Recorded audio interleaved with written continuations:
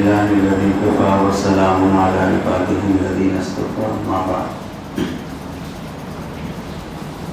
معزز محترم قابل قدر علماء کرام ائمہ اعظام،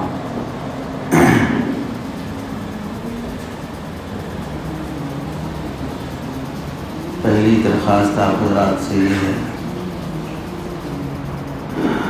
جو باتیں آپ حضرات کے سامنے بطور مذاکرہ اور اپنے اکابر ہم سب کے اساتذہ کرام سے سنی ہوئی وہ باتیں خون جگر کے ساتھ ہم سب کے اساتذہ کرام نے ہم پر جو محنتیں کی ہیں، جو خواب انہوں نے دیکھے تھے کہ طلباء کے فارغ ہونے کے بعد خدمت دین کا کتنا بڑا کام ہو سکتا ہے، آخرت کا کتنا بڑا ذخیرہ ہم سب کے لیے تیار ہو سکتا ہے، وہی باتیں یاد دہانی کے طور پر ادب و احترام کے ساتھ آپ حضرات کے سامنے اس نیت سے رکھے جائیں گے کہ اس سے مجھے بھی فائدہ ہوا، آپ کو بھی فائدہ ہوگا، اور اس احساس کے ساتھ بات پیش کی جاتی ہے کہ بولنے والا سننے والے سے افضل نہیں ہے، بولنے والا سننے والے سے بہتر نہیں ہے۔ حضرت تھانوی رحمۃ اللہ علیہ کے بقول میں آپ حضرات کی آمد پر توبیخ اور تنبیہ جو کرتا ہوں، اس نیت سے کرتا ہوں کہ میں بادشاہ کا نوکر اور غلام ہوں، اور آنے والے متوسلین سالکین شہزادے ہیں، شہزادے کی خدمت کے لیے اللہ تعالیٰ نے نوکر کو رکھا ہے۔ تو توبیخ اور تنبیہ یہ میرے بڑے معزز ہونے کی دلیل نہیں ہے، خادم ہونے کی حیثیت سے توبیخ اور تنبیہ کرتا ہوں۔ حضرت تھانوی رحمۃ اللہ علیہ فرمایا کرتے تھے، اور علماء برادری چونکہ پہلے ہی سے بہت حساس ہوتی ہے، صراحت سے کسی چیز کو بولنا ضروری نہیں ہوتا، کنایہ اور اشارہ ہی بہت سی چیزیں بتا دیتا ہے، اور چونکہ ہم خود قوم کے رہبر رہنما شمار ہوتے ہیں، ہر جمعہ عوام ہم سے استفادہ کرتی ہے، جلسے جلوسوں میں ہم میں سے بہت سے لوگ وہ ہیں جو مہمان خصوصی کے طور پر مدعو کیے جاتے ہوں گے۔ کئی لوگ اپنی فیملی کے مسائل آپ حضرات کے مشورے سے حل کرتے ہیں، دسیوں شاگرد آپ حضرات کی خدمت سے استفادہ کرتے ہوئے فارغ ہو چکے ہوں گے، کئی گھرانوں کے خلا طلاق کے مسائل آپ کے ذریعے سے حل ہوتے ہیں، کئی فیملی میٹرز پراپرٹی کے جھگڑے آپ حضرات کے مشوروں سے حل ہوتے ہیں، کئی مرتد ہونے والی زندگیاں آپ حضرات کی وجہ سے ایمان پر باقی رہتی ہیں، سماج کے کئی رسومات آپ حضرات کی محنتوں کے نتیجے میں ختم ہو جاتے ہیں، کسی بھی علاقے میں ایک بھی سنجیدہ درد مند فکر مند عالم دین کا زندہ رہنا، متحرک رہنا اس علاقے کے 100 فتنوں کے لیے سدباب ہوتا ہے۔ دسیوں فتنے صرف اس وجہ سے سر نہیں اٹھاتے کہ وہاں پر ایک متحرک عالم ہے، وہ کسی فتنے کو یہاں پر پنپنے نہیں دیتے ہیں۔ آپ کا وجود ہی امت کے فتنوں کے لیے بہت بڑا مضبوط دروازہ ہے۔ بڑے بڑے پارلیمنٹ، بڑی بڑی عدالتیں دسیوں گھنٹے لاکھوں کروڑوں روپے کی تنخواہیں لے کر بھی ملک میں وہ کام نہیں کر رہی ہیں جو کام علماء اکرام معمولی تنخواہوں پر کر رہے ہیں۔ مہینوں کے کیسز، سالوں عدالتوں کی تاریخ لیتے ہوئے فیملی کے مسائل حل نہیں ہوتے جتنا گھنٹوں میں آپ کے پاس حل ہو جاتے ہیں۔ لاکھوں روپے کی فیس وکیل اور جج کو دینے کے بعد بھی کسی کو انصاف نہیں ملتا جو آپ کے پاس آنے سے بغیر کسی معاوضے کے حقدار کو حق مل جاتا ہے۔ نہ لمبا وقت لگتا ہے، نہ زیادہ پیسہ صرف ہوتا ہے۔ خلوص کے ساتھ، اپنائیت کے ساتھ، بغیر کسی دکھاوے اور شہرت کے جو کام علماء اکرام ہر علاقے میں انجام دے رہے ہیں، وہ کام پی ایچ ڈی کیے ہوئے لاکھوں روپے تنخواہیں لے کر، رشوتیں کھا کر، مختصر مدت میں اپنی پراپرٹیاں نسلوں تک کو پالنے کے لیے بنا کر بھی وہ قوم میں امن اور انصاف قائم نہیں کر سکتے ہیں۔ ہم سب کو بھی اس کا احساس ہے کہ ڈسٹرکوں میں، شہروں میں، گاؤں دیہات میں چھوٹی مسجد، بڑی مسجد، سہولتیں نہیں ہیں، انتظامیہ ظالم ہے، عوام گاہ کے تانے الگ ہیں، صدور کی فرعونیت الگ ہے۔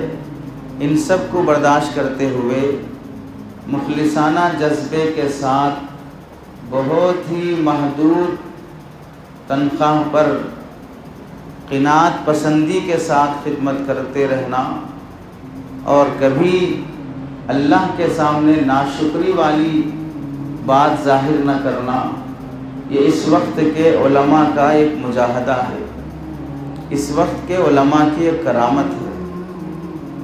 پہلے زمانے میں مادیت کا اتنا غلبہ نہیں تھا جتنا اس زمانے میں ہے۔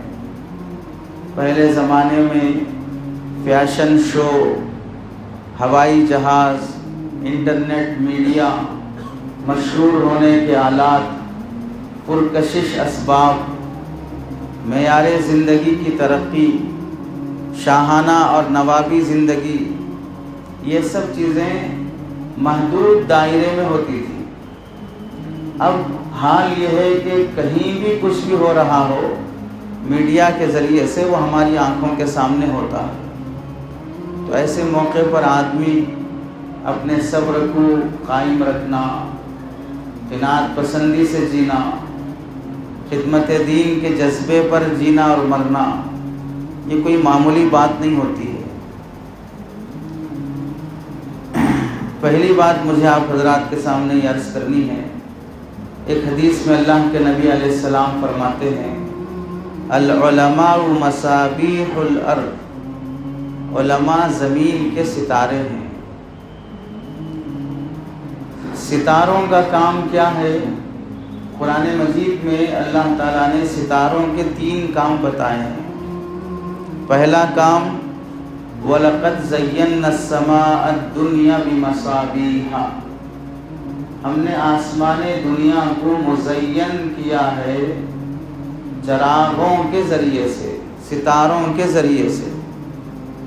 یہاں ستاروں کا کام ہے آسمان کی زینت بننا، اور علماء زمین کے ستارے ہیں، اور زمین کے ستاروں کا کام ہے اسلام اور مسلمانوں کی زینت بننا، زمین کی زینت بننا۔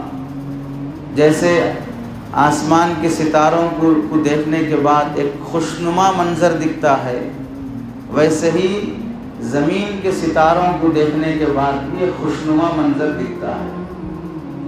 مدرسے میں پڑھنے والے معصوم طلباء کو دیکھنے کے بعد روح کو کتنی تسکین حاصل ہوتی ہے۔ حضرت مولانا زربلی صاحب رحمۃ اللہ علیہ فرمایا کرتے تھے، مدرسے کے طلباء یہ مقدس اور پاکیزہ مخلوق ہوتی ہے، یہ مقدس اور پاکیزہ مخلوق ہوتی ہے، ان کو ٹھیس پہنچانا اتنا بڑا نقصان کر لینا ہے جس کی تلافی ناممکن ہے۔ اپنی زندگی کا واقعہ سناتے ہیں، آپس میں 2 طلباء میں شرارت ہو گئی، ایک دوسرے کو مار دیا۔ میں نے طلباء کو بلا کر تنبیہ کی اور ہاتھ سے یا چھڑی سے میں نے ایک طالب علم کی پٹائی کر دی، تھوڑی ہی دیر کے بعد میرا ہاتھ شل ہونا شروع ہو گیا۔ 2-3 گھنٹے کے بعد ہاتھ میں کوئی زندگی باقی نہیں رہی۔ ہاسپٹل جا کر دکھایا، ڈاکٹر صاحب نے ہاتھ دیکھ کر کہا مولانا ایسا لگ رہا ہے کہ اس ہاتھ میں پہلے جان ہی نہیں تھی، یہ کئی سالوں سے آپ کا ہاتھ بغیر کام کیے کہ رگیں سب فیل ہو چکی تھی، ایسا لگ رہا ہے۔ سالوں کی بیماری اور پرانی بیماری ہے جس کا علاج مشکل ہے۔ حضرت کو احساس ہوا، واپس آئے، اس طالب علم کو بلایا اور پھر اس کے سامنے کہا کہ ہم بھی انسان ہیں، ہمیں غیب کا علم نہیں ہوتا کہ کون صحیح ہے کون غلط ہے۔ شرارت ہوئی تو ہم نے تنبیہ کے لیے دونوں کی پٹائی کر دی، ہو سکتا ہے کہ تمہاری غلطی نہ ہو، پھر بھی میں نے تم پر زیادتی کر دی ہو، اللہ کے واسطے مجھے معاف کر کے میرے ہاتھ پہ کچھ دم کر دو۔ طالب علم رونے لگا، حضرت آپ معافی مانگتے ہیں، میں دم کروں آپ کے ہاتھ پہ؟ حضرت نے اصرار کیا، نہیں بیٹا دم کر دو اور معاف بھی کر دو۔ طالب علم ہاتھ پر ہاتھ رکھا اور پڑھنا شروع کیا۔ حضرت فرماتے ہیں اس کا ہاتھ میرے ہاتھ پہ پڑا، تبھی مجھے احساس ہو گیا کہ بیماری کا علاج شروع ہو گیا۔ طلباء کی جماعت اتنی مقدس جماعت ہوتی ہے، ہم بھی اسی دور سے گزر کے آئے ہیں۔ حضرت شاہ ابرار الحق صاحب رحمۃ اللہ علیہ فرمایا کرتے تھے، مدرسے کے طلباء ہماری معاش بھی ہیں اور ہماری معاد بھی ہیں، ان سے ہمارا گزر بسر بھی ہوتا ہے، ان سے ہماری آخرت بھی بنتی ہے۔ طلباء کی ناقدری اپنی معاش کی بھی ناقدری ہے اور اپنی معاد کی بھی ناقدری ہے۔ ہم دنیا بنانے کے لیے مزید محنت نہیں کرتے طلباء پر محنت کے علاوہ، ہم آخرت بنانے کے لیے بھی مزید محنت نہیں کرتے طلباء پر محنت کے علاوہ۔ تو پہلا کام علماء کا زمین کی زینت بننا ہے۔ ستارے خوبصورت ہوتے ہیں، بدصورت نہیں دکھتے ہیں، اور زینت والے لباس سے ہوتی ہے، بدنما لباس سے زینت نہیں ہوتی ہے۔ زینت والے چہرے سے ہوتی ہے، بدنما چہرے سے زینت نہیں ہوتی۔ یہاں سے معلوم ہوا علماء کا لباس بھی ایسا ہونا چاہیے جو مزین ہو۔ مزین لباس کون سا ہے؟ حضرت ابن عباس رضی اللہ تعالیٰ عنہما فرماتے ہیں البسوا لباس العلماء، علماء جیسے کپڑے پہنتے ہیں ویسے کپڑے پہنو۔ علماء کی شان یہ ہے کہ ان کا لباس بھی قابل اقتداء ہو، ان کے کپڑوں کو دیکھ کر لوگ کپڑے پہننا سیکھیں۔ ارطغرل غازی کے لباس آئے تو نوجوانوں نے ان کے لباس کو اپنانا شروع کیا۔ خوشنما لباس فلموں میں دکھایا گیا، لڑکیوں نے ہیروئن کا لباس، لڑکوں نے ہیروؤں کا لباس اپنانا شروع کیا۔ علماء کا لباس بھی اتنا خوشنما ہو کہ نوجوانوں کو اس میں لذت کشش محسوس ہو۔ ایسے کپڑے نہ پہنے جائیں جیسے ہمارے استاد فرمایا کرتے تھے کہ باجی کے کپڑے پہن کے آیا ہے، بڑی بہن کے کپڑے پہن کے آیا ہے، ڈیزائن والے کپڑے، پھول بوٹے والے کپڑے۔ فقہا نے لکھا کہ نماز میں امام کا ایسے کپڑے پہننا جس سے مصلی کی نماز میں خلل پڑتا ہو، قبلے کی دیوار میں ایسا نقش و نگار کرنا جس سے مصلی کی نماز میں خلل پڑتا ہو، قبلے کی طرف ایسی روشنی کرنا، چراغاں کرنا جس سے نمازی کی نماز میں خلل پڑتا ہو، اس کی اجازت نہیں ہے، مکروہ ہے۔ تو ایسے کپڑے پہننا چاہیے جس سے علماء کا وقار باقی رہے، ایسے کام کرنا چاہیے جس سے علماء کا وقار باقی رہے۔ دوسرا کام علماء کا، دوسرا کام آسمان کے ستاروں کا جسے اللہ نے قرآن میں ذکر کیا، وہ بالنجم ہم یہتدون، ہم ستاروں کے ذریعے سے لوگوں کو راہ دکھاتے ہیں۔ پہلے زمانے میں روٹ طے کرنے کے لیے آج کی طرح کوئی ایسا آلہ نہیں ہوتا تھا جیسے قبلہ نما ہوتا ہے۔ ہوائی جہاز کا آسمانوں پر روٹ طے کرنے کے لیے کوئی ایسی مشین نہیں ہوتی تھی جو منزل کا رخ بتا سکے۔ اس زمانے کے عام لوگ بھی آسمان کے ستاروں کو دیکھ کر رخ کا پتہ کر لیا کرتے تھے۔ تو علماء بھی زمین کے ستارے ہیں جنہیں دیکھ کر لوگ منزل یعنی آخرت کا رخ پتہ کر لیں۔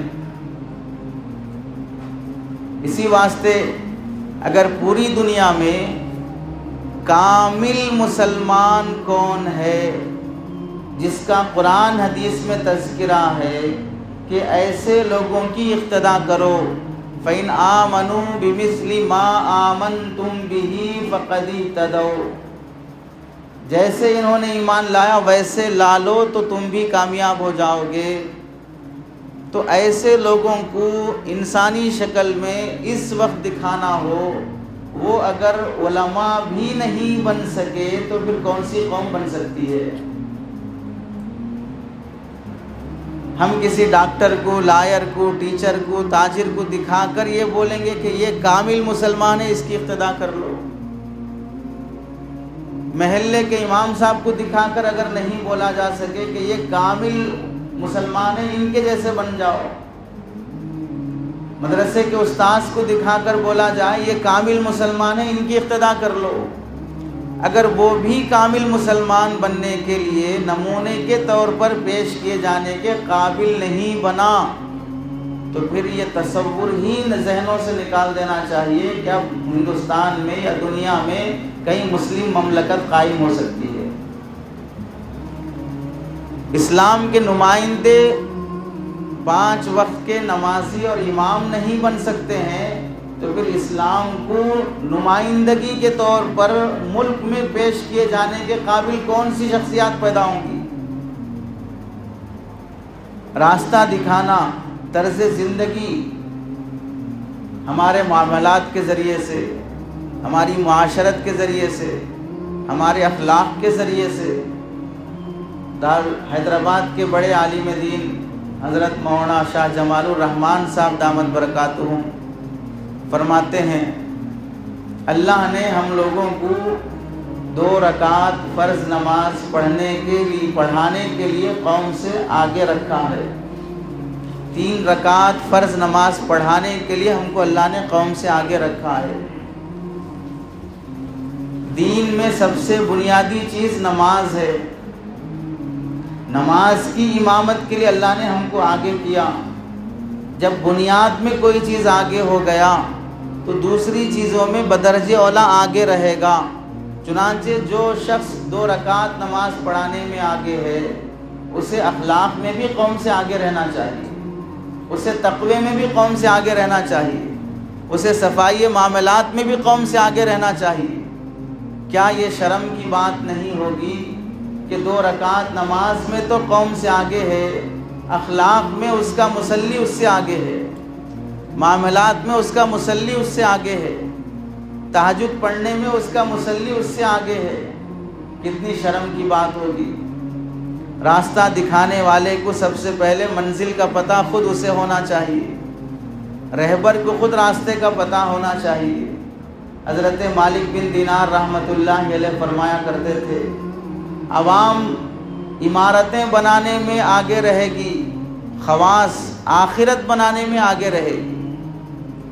عوام تجارت کرنے میں آگے رہے گی، خواص آخرت کی تجارت میں آگے رہیں گے۔ عوام دنیا ان کو غافل بنا دے گی، خواص کو آخرت کبھی غافل نہیں بنائے گی۔ تیسرا کام ستارے کا یہ ہوتا ہے فَأَتْبَعَهُ شِهَابٌ ثَاقِبٌ، آسمان پر جانے والے شیاطین کو اللہ نے ستاروں کے ذریعے سے دے مارا۔ جھوٹی خبریں لانے والے شیاطین کو ستاروں کے ذریعے سے دے مارا۔ جیسے شیطانوں کا تعاقب آسمانی ستارے کرتے ہیں، ویسے ہی زمین کے ستارے زمینی شیاطین کا تعاقب کرتے ہیں۔ کوئی فتنہ ہمارے محلے میں اٹھا اور وہاں کے امام صاحب نے اس کا تعاقب نہیں کیا، ایسا ہرگز نہیں ہو سکتا۔ کوئی بے حیائی ہمارے محلے میں ہوئی اور وہاں کے امام صاحب نے اس کی تعاقب کی کوشش نہیں کی، ایسا نہیں ہو سکتا۔ یہ میری شان بھی ہے اور میری ذمہ داری بھی ہے۔ میں 10 سال سے 5 سال سے کسی جگہ پر دکان چلا رہا ہوں، کون سے گھر کا شخص میری دکان سے خریدتا ہے، مسلمان ہے غیر مسلم ہے، دکانداری کے ذریعے سے 2 سال سے 5 سال میں تجارت کرنے والا شخص آس پاس کے تمام گاہکوں کو پہچان لیتا ہے، یہ کون ہے، یہ کون ہے، یہ کون ہے۔ دوسری تیسری مرتبہ دکان پہ آ گیا، چہرہ ذہن میں رکھ لیتا ہے، یہ فلاں شخص ہے، فلاں ایریے کا ہے، باتوں میں اس سے پوچھ بھی لیتا ہے، دوستیاں شروع ہو جاتی ہیں۔ 5 سال سے میں 5 وقت کی نماز کی امامت کر رہا ہوں، کون سا مصلی کہاں سے آ رہا ہے مجھے نہیں معلوم ہے،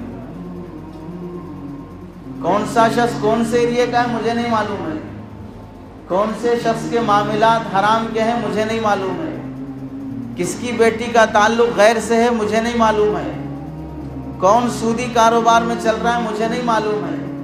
میرا ضمیر اتنا نہیں مر گیا کہ میں جس محلے میں زندہ ہوں وہاں سود بھی چل رہا ہے، میرا ضمیر اتنا نہیں مر گیا کہ میں جس محلے کی امامت کر رہا ہوں وہاں کی لڑکیاں غیروں کا بستر بن رہی ہیں، میرا ضمیر اتنا بھی نہیں مر گیا کہ میں جس محلے میں رہتا ہوں وہاں بھتیجا چاچی کے ساتھ سوتا ہے، میرا ضمیر اتنا بھی نہیں مر گیا کہ میں جس محلے میں رہتا ہوں وہاں بھائی بہن کی عزت لوٹ لیتا ہے اور مجھے اس کی خبر بھی نہیں ہوتی ہے، میرا ضمیر اتنا بھی نہیں مر گیا کہ میرے پیچھے میری اقتدا کر کے نماز پڑھنے والا وہ دل میں انجینئر کو بٹھائے ہوئے ہے، وہ دل میں گوہر شاہی کو بٹھائے ہوئے ہے، وہ شکیل اور فیاض کو اپنا خدا بنائے ہوئے ہے۔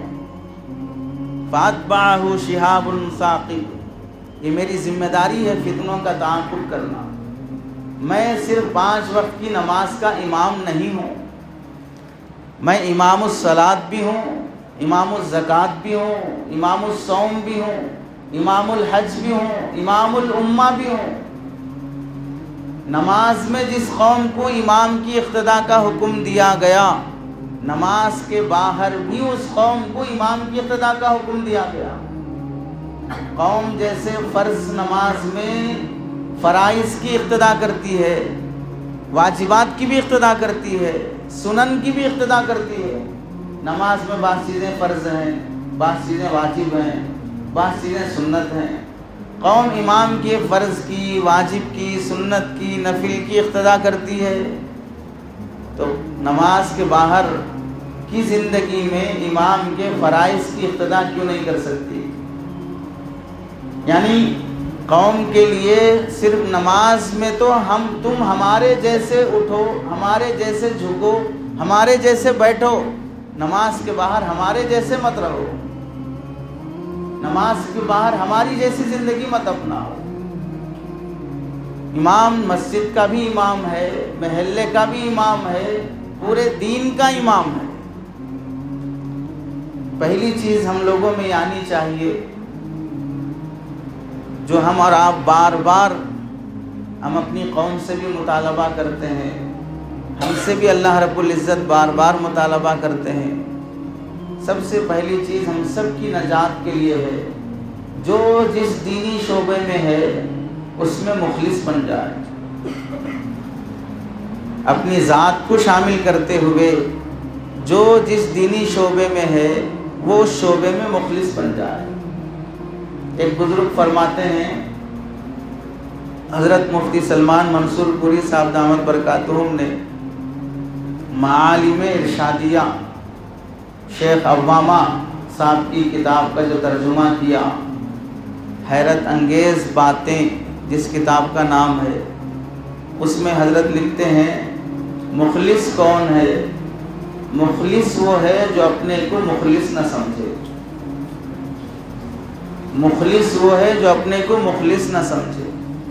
ہم میں تو اخلاص ہے، ہم اخلاص سے ہی کر رہے ہیں. تم ہمارا دل چیر کے تھوڑے ہی دیکھے ہو کہ ہم ریاکار ہیں. مخلص کبھی اپنے کو مخلص نہیں سمجھتا. مخلص کون ہے؟ مخلص وہ ہے جسے قوم کی نہ تعریف کا اثر پڑتا ہے نہ قوم کی تذمین کا اثر پڑتا ہے. کس نے میری تعریف کی، کس نے میری برائی کی، مجھے اس سے کوئی سروکار نہیں ہے. مخلص وہ ہوتا ہے. کیا وہ کیفیت میرے دل میں پیدا ہو گئی؟ پیدا ہو جانے کا احساس ہو جائے تو ہلاکت ہے. حضرت مسیح اللہ خان صاحب رحمۃ اللہ علیہ کو ایک مرید نے خط لکھا، حضرت نماز پڑھتا ہوں پھر بھی اطمینان نہیں رہتا کہ میری نماز صحیح ہوئی ہے، بے چینی رہتی ہے کہ میری نماز صحیح نہیں ہوئی. تو حضرت نے فرمایا جس دن یہ چین آ جائے گا کہ میری نماز صحیح ہو گئی اس دن ہلاکت ہے. جس دن یہ اطمینان ہو گیا کہ میری نماز صحیح ہے اس دن ہلاکت کا دن ہے. پڑھ کے بھی بے چین رہنا یہی سکون کی زندگی ہے. حضرت امام حماد رحمۃ اللہ علیہ، امام حماد رحمۃ اللہ علیہ امام ابو حنیفہ رحمۃ اللہ علیہ کے شاگرد ہیں. امام ابو حنیفہ رحمۃ اللہ علیہ کے بعد مسند تدریس پر بیٹھے. ایک خاتون دروازے کے پاس کھڑی ہوئی امام حماد رحمۃ اللہ علیہ کو گھورنے لگی. ظاہر سی بات ہے کوئی آدمی ایسی نظر سے دیکھے تاکتے ہوئے کہ کسی کی مصروفیت میں خلل پڑے، یہ بھی مناسب بات نہیں ہے. حضرت تھانوی رحمۃ اللہ علیہ فرماتے ہیں لوگوں کو جینے کا ڈھنگ ہی نہیں آتا ہے. نماز پڑھ رہے ہیں، آ کے سامنے انتظار میں بیٹھ گئے ہمارے اور ادب سے بیٹھے اور یہ سمجھ رہے ہیں کہ ہمیں اس سے خلل نہیں ہوا. اللہ کے بندے انتظار ہی کرنے کے لیے بیٹھا ہے تو پیچھے بیٹھنا، یہاں سامنے کیوں آگے بیٹھا ہے؟ اس سے بھی تو نماز میں خلل ہوگا. ایک شاگرد حضرت تھانوی رحمۃ اللہ علیہ کے پاس ایسے سامنے گھورتے ہوئے حضرت تھانوی کو دیکھنے لگا. تو حضرت تھانوی نے پوچھا کچھ بولنا ہے؟ تو اس نے کہا نہیں کچھ نہیں بولنا ہے. تو کچھ نہیں بولنا ہے تو صورت ایسی کیوں بنائے کہ بولنا ہے؟ تو کچھ نہیں بولنا ہے تو صورت بھی ویسی رکھو کہ نہیں بولنا ہے. تو چہرے کا بھی تو آدمی پہ تاثر پڑتا ہے. تو امام محمد رحمۃ اللہ علیہ کو تاکنے لگی. تو امام محمد رحمۃ اللہ علیہ نے اس سے پوچھا کیا بات ہے، کچھ پوچھنا ہے؟ تو امام محمد رحمۃ اللہ علیہ سے عورت کہنے لگی آپ لوگوں نے ہی کہا ہے کہ علماء کی زیارت بھی عبادت ہے.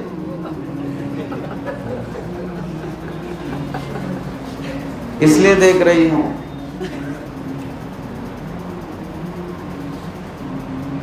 امام حماد رحمۃ اللہ علیہ نمدیدہ آنکھوں سے فرمانے لگے جن لوگوں کی زیارت عبادت تھی وہ تو چلے گئے، ان کی مسندوں پہ بیٹھ کر ہم قوم کو دھوکہ دے رہے ہیں.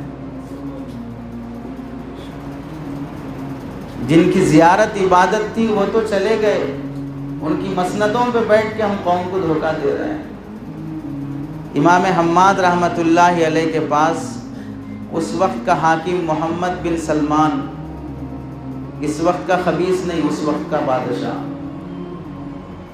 جب وہ ملنے کے لیے آتا تو اتنی مرعوبیت کے ساتھ آتا وہ ذرا یہ سمجھتے کہ امام حماد بادشاہ ہیں اور یہ رعایا میں سے.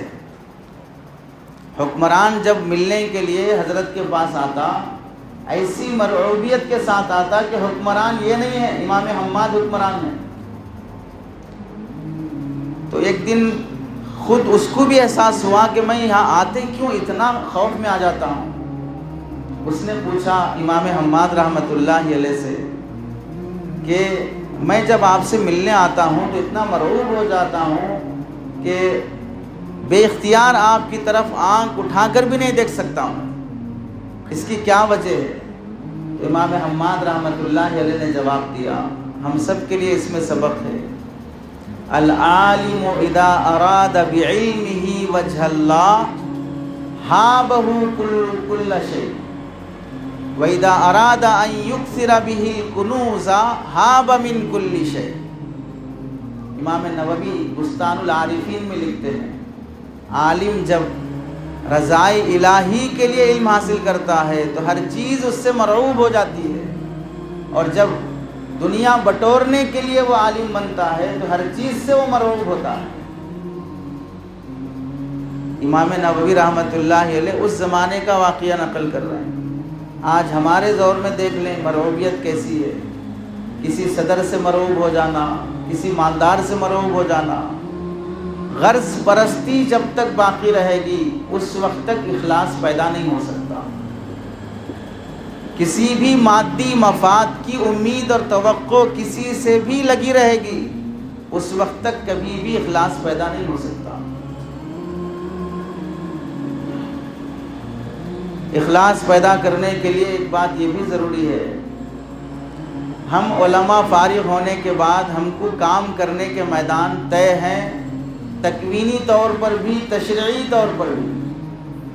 ہم میں سے کوئی بھی فارغ ہونے کے بعد پارلیمنٹ کا ممبر بننے کی ارادہ تو نہیں کیا ہے، ہم میں سے فارغ ہونے کے بعد کوئی بھی ایم ایل اے بننے کا ارادہ تو نہیں کیا ہے، فارغ ہونے کے بعد کوئی بھی اٹل بہاری یا اڈانی امبانی بننے کا تو ارادہ نہیں کیا ہے، فوجی بننے کا بھی ارادہ نہیں کیا ہے۔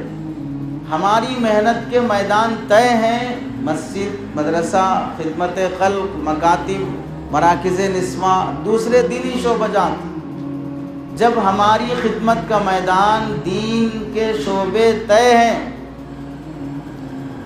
تو پھر اس میں ہم کتنا بھی ریاکار بن جائیں تو بھی ہم کو دنیاوی لحاظ سے کوئی بڑا عہدہ تو ملنے والا نہیں ہے۔ بھئی ہم کسی مادی دنیا کے طلبگار ہیں تو چلو ہمیں پارلیمنٹ کی کرسی مل جاتی، ہم ایم ایل اے بن جاتے، کارپوریٹر بن جاتے، تو اس واسطے ہم دکھاوے کے لیے کر رہے ہیں، کچھ نہ کچھ کرسی مل جاتی۔ لیکن ہم جس دینی میدان میں ہیں وہاں کتنا بھی لوگوں کی چاپلوسی کی خاطر کچھ بھی کر لیں دنیاوی لحاظ سے تو کچھ ملنے والا نہیں، تو پھر ریا پیدا کر کے کیا حاصل۔ آپ حضرات نے سنا ہوگا ہمارا بائے بسم اللہ سے تائے تمت تک، بائے بسم اللہ سے تائے تمت تک تمام شعبہ جات کا اگر شمار کیا جائے تو سارے شعبے خدمت دین کے رہیں گے، اور خدمت دین کے شعبوں میں قبولیت اخلاص کے بغیر حاصل نہیں ہوتی۔ بارہا آپ حضرات بھی کہتے ہیں میری زندگی کا حاصل تیرے دین کی سرفرازی، میں اسی لیے مسلمان، میں اسی لیے نمازی۔ حضرت حافظ محمد بخش رحمۃ اللہ علیہ فرماتے ہیں اگر ہم خدمت دین کو اللہ کی نوکری سمجھ لیں، خدمت دین امامت ہو، تدریس ہو، مکتب ہو، خدمت خلق ہو، کوئی بھی شعبہ ہو، اللہ کی نوکری سمجھ لیں تو پھر 2 گھنٹے نہیں 24 گھنٹے کی قربانی آسان ہو جائے گی، کیونکہ وہ دیکھ رہا ہے ہمیشہ، محتمم دیکھ رہا ہے تو مدرس رائٹ ہے، صدر ٹائٹ ہے تو امام بھی ٹائٹ ہے، تو مخلوق دیکھنے کے احساس میں اپنی نوکری میں ہم کامیاب ہیں، خالق دیکھنے کا احساس پیدا کر لیں تو خلوص پیدا ہو جائے گا۔ اور پھر فرماتے ہیں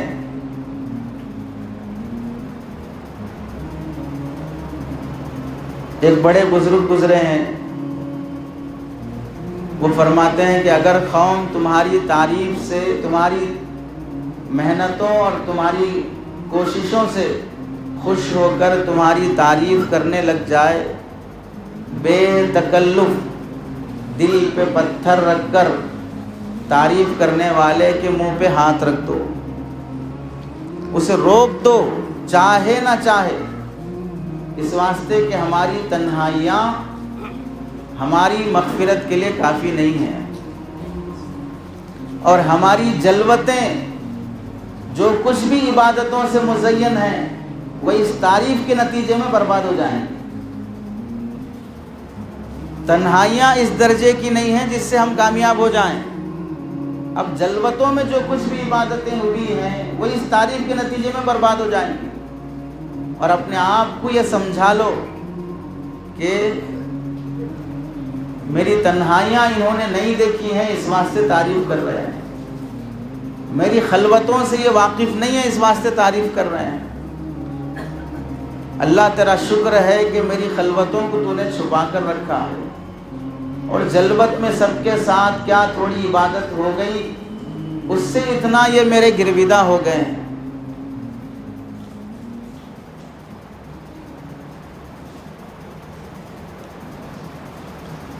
ایک بزرگ گزرے ہیں ربیع بن خثیم رحمۃ اللہ علیہ، حضرت ہلال بن اصاف رحمۃ اللہ علیہ ان کی خدمت میں حاضر ہوئے۔ ان سے فرمایا حضرت کچھ نصیحت فرما دیجیے۔ تو حضرت فرمانے لگے لا یغرنک یا ہلال، ہلال تمہیں دھوکے میں نہ ڈالے۔ کیا چیز؟ کثرت ثناء الناس علیک، لوگ تمہاری بہت تعریف کرتے ہیں۔ فإن الناس لا يعلمون منك إلا ظاہرک، لوگ تمہارے صرف ظاہر کو دیکھ کر تمہاری تعریف کر رہے ہیں، تمہارے باطن کو نہیں دیکھیں۔ تم اپنے باطن کا اور لوگوں کے سامنے ہوئی ظاہر کا موازنہ کر لو گے، تم کو خود احساس ہوگا کہ میں تعریف کے قابل نہیں ہوں۔ اس واسطے لوگوں کی تعریف سے دھوکے میں مت آنا۔ حضرت سری سختی رحمۃ اللہ علیہ جنید بغدادی رحمۃ اللہ علیہ کے شیخ ہیں، بہترین نصیحت ہم سب لوگوں کو فرماتے ہیں، اگر کوئی شخص کسی باغیچے میں داخل ہو جائے، باغیچے کے ہر درخت کی ہر ٹہنی کے ہر پتے پر پرندہ بیٹھا ہوا ہے، باغیچے کے ہر درخت کی ہر ٹہنی کے ہر پتے پر پرندہ بیٹھا ہوا ہے، اور ہر پرندے کی زبان پر تمہاری تعریف ہے، تو بھی دھوکے میں مت آؤ، اس واسطے کہ تمہاری آخرت کا فیصلہ تمہارے باطن سے ہوگا۔ فرماتے ہیں اور ہر پرندے کی زبان پہ ہے السلام علیکہ یا ولی اللہ، السلام علیکہ یا ولی اللہ، پرندوں کی زبان سے۔ پھر بھی مطمئن مت ہو جانا، جس دن تم تعریف سے مطمئن ہو گئے اس دن سے تمہاری ہلاکت شروع ہو گئی۔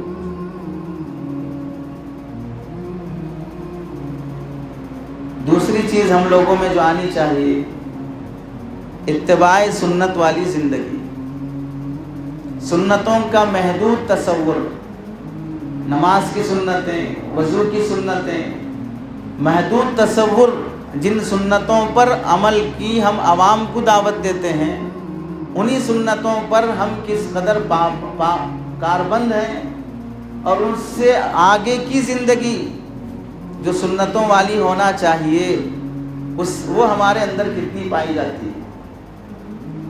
حضرت مفتی شفیع صاحب رحمۃ اللہ علیہ، حضرت عطا اللہ اسکندری رحمۃ اللہ علیہ کا ملفوظ نقل فرماتے ہیں، معارف القرآن کے مصنف فرماتے ہیں، جب تم رسول اللہ صلی اللہ علیہ وسلم کی اتباع کرو گے اتنا ہی خیر کی طرف آگے بڑھو گے، اور اتنا ہی اللہ مخلوق میں محبت پیدا کریں گے، اور جتنا سنتوں سے دور ہٹتے جاؤ گے اتنا مخلوق کے دلوں میں نفرت پیدا ہوتی جائے گی۔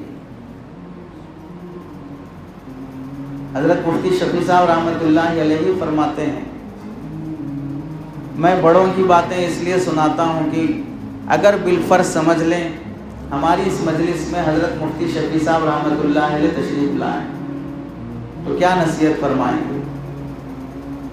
وہی ملفوظات ہیں انہی کی جو انہوں نے اپنی زندگی میں فرمائے۔ حضرت جنید بغدادی تشریف لائیں تو کیا نصیحت فرمائیں گے؟ وہی ملفوظات ہیں جو کتابوں میں لکھے ہیں، جو وہ اپنی زندگی میں اپنے ساتھیوں کو فرما گئے۔ ہمیں اتنا تو تحمل ہونا چاہیے کہ یا تو ہم مردوں کو پڑھ لیں یا زندوں کو سن لیں، یا تو مردوں کو پڑھ لیں یا زندوں کو سن لیں، نہ مردوں کو پڑھنے تیار، نہ زندوں کو سننے تیار، اتنا تحمل بھی پیدا نہیں ہوا، تو پھر واٹس ایپ یونیورسٹی سے فارغ ہو کے کیا محنت کر لیں گے؟ مفتی شفیع صاحب رحمۃ اللہ علیہ فرماتے ہیں، میں اپنے دوستوں سے، علماء اور طلباء سے یہی کہا کرتا ہوں کہ اللہ نے علم کی نسبت سے جوڑنے کی برکت سے ہمیں بہت سے جائز کاموں کو بھی چھوڑ دینا پڑتا ہے۔ شریعت میں جائز ہیں لیکن پھر بھی ہم کو چھوڑ دینا پڑتا ہے، اس واسطے کہ ان جائز کاموں کی وجہ سے کہیں قوم ناجائز کاموں تک نہ چلی جائے، وہ غلط راستے پہ نہ پڑ جائے۔ اس کی مثال، جب جائز ہے تو کیوں چھوڑنا ہے؟ جائز ہے تو کیوں چھوڑنا ہے؟ نکاح تعدد ازدواج جائز ہے، کیوں چھوڑے ہوئے ہیں اجتماعی طور پر؟ دوسرا تیسرا نکاح کرنا جائز ہے، اجتماعی طور پر کیوں چھوڑے ہوئے ہیں؟ بہت سے جائز امور ہیں جو اجتماعی طور پہ چھوڑنے کا فیصلہ عملاً امت نے کر لیا ہے۔ حضرت نبی کریم صلی اللہ علیہ وسلم معراج پہ تشریف لے گئے، دودھ کا پیالہ، شراب کا پیالہ، شہد کا پیالہ، مختلف مشروبات پیش کیے گئے۔ ہم سب جانتے ہیں کہ معراج کا سفر آسمانی سفر ہے، اور پھر وہاں جو شراب پیش کی گئی ہے وہ مکہ مدینے کی شراب نہیں ہے، وہ جنت کی شراب ہے، اور جنت کی شراب حلال ہے سب کے لیے۔ پیش کرنے والا فرشتہ ہے، کوئی شرابی نہیں ہے پیش کر رہا ہے۔ اس کے باوجود بھی اللہ کے نبی علیہ السلام نے دودھ کا انتخاب فرمایا، شراب کے پیالے کا انتخاب نہیں فرمایا، جبکہ وہ حرام ہی نہیں تھی۔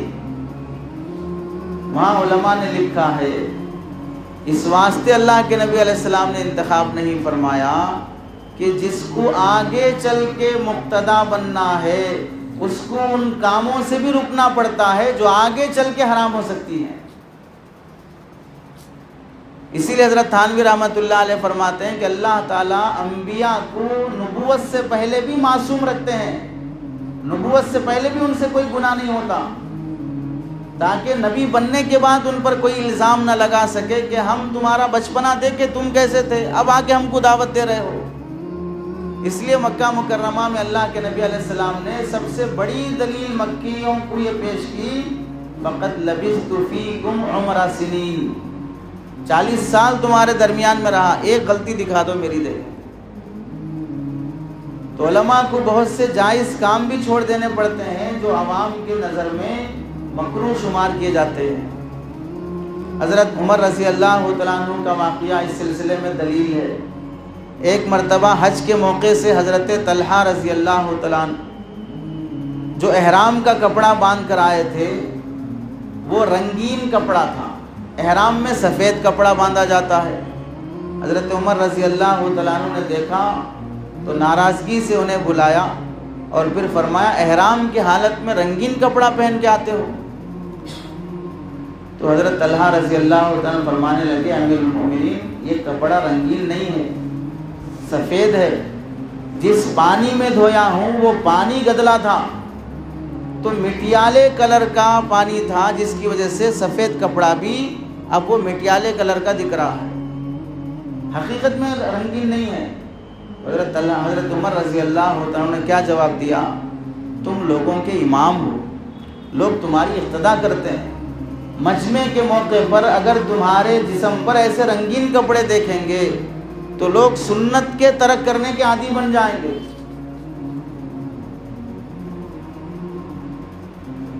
وہ اس وقت کے امام تھے جنہیں حضرت عمر رضی اللہ عنہ نصیحت فرما رہے ہیں، اور ہم اس وقت کے امام ہیں جسے حضرت عمر رضی اللہ عنہ کی نصیحت کی نقل کی جا رہی ہے کہ اتباع سنت والی چیز۔ ایک امام صاحب فرمانے لگے جمعہ کے دن وہ بالکل اوپر سے نیچے تک رنگین کپڑا پہن کے جمعہ پڑھانے جا رہے، تو ایک مولانا نے ان کو کہا کہ جمعہ کا دن ہے، سفید کپڑا اگر ہو تو بہت بہتر ہے۔ تو انہوں نے جواب دیا نہیں، بعض جاہل خناس علماء کے دماغ میں یہ ہے کہ سفید رنگین کپڑا نہیں پہننا چاہیے، اس واسطے میں آمدن پہن کے دکھا رہا ہوں کہ یہ بھی پہننا جائز ہے. اپنی علمی سطح کو اندازہ کر لیں. جواب دوسرا بھی دیا جا سکتا ہے. تشدد پسندی کے بغیر بھی آدمی تحمل کے ساتھ جواب دے سکتا ہے. مسجد کے امام ہم سب جو بھی خدمت دین میں لگے ہیں، یہ بات ہم سب کے ذہن میں رہنی چاہیے کہ ہم صرف مسجد کے امام نہیں ہیں، پوری مسلمانوں کے امام ہیں. اسی واسطے چاہے ہم کسی ایک مسجد میں امامت کرتے ہوں، لیکن دوسری سب پبلک ہمارا جب تعارف کرتی ہے تو ہمارے نام سے تعارف نہیں کرتی. امام صاحب ہیں، وہ چاہے میرے پیچھے نماز نہ پڑھتا، دوسرے محلے کا ہو، بولیں گے فلاں مسجد کے امام صاحب ہیں، فلاں محلے کے امام صاحب ہیں، تو ہماری نسبت اللہ تعالیٰ نے امامت سے جوڑ دی ہے. تو ہمارا ہر کام نماز کے باہر کا قابل اقتدا ہونا چاہیے. ہر کام نماز کے باہر کا قابل اقتدا ہونا چاہیے.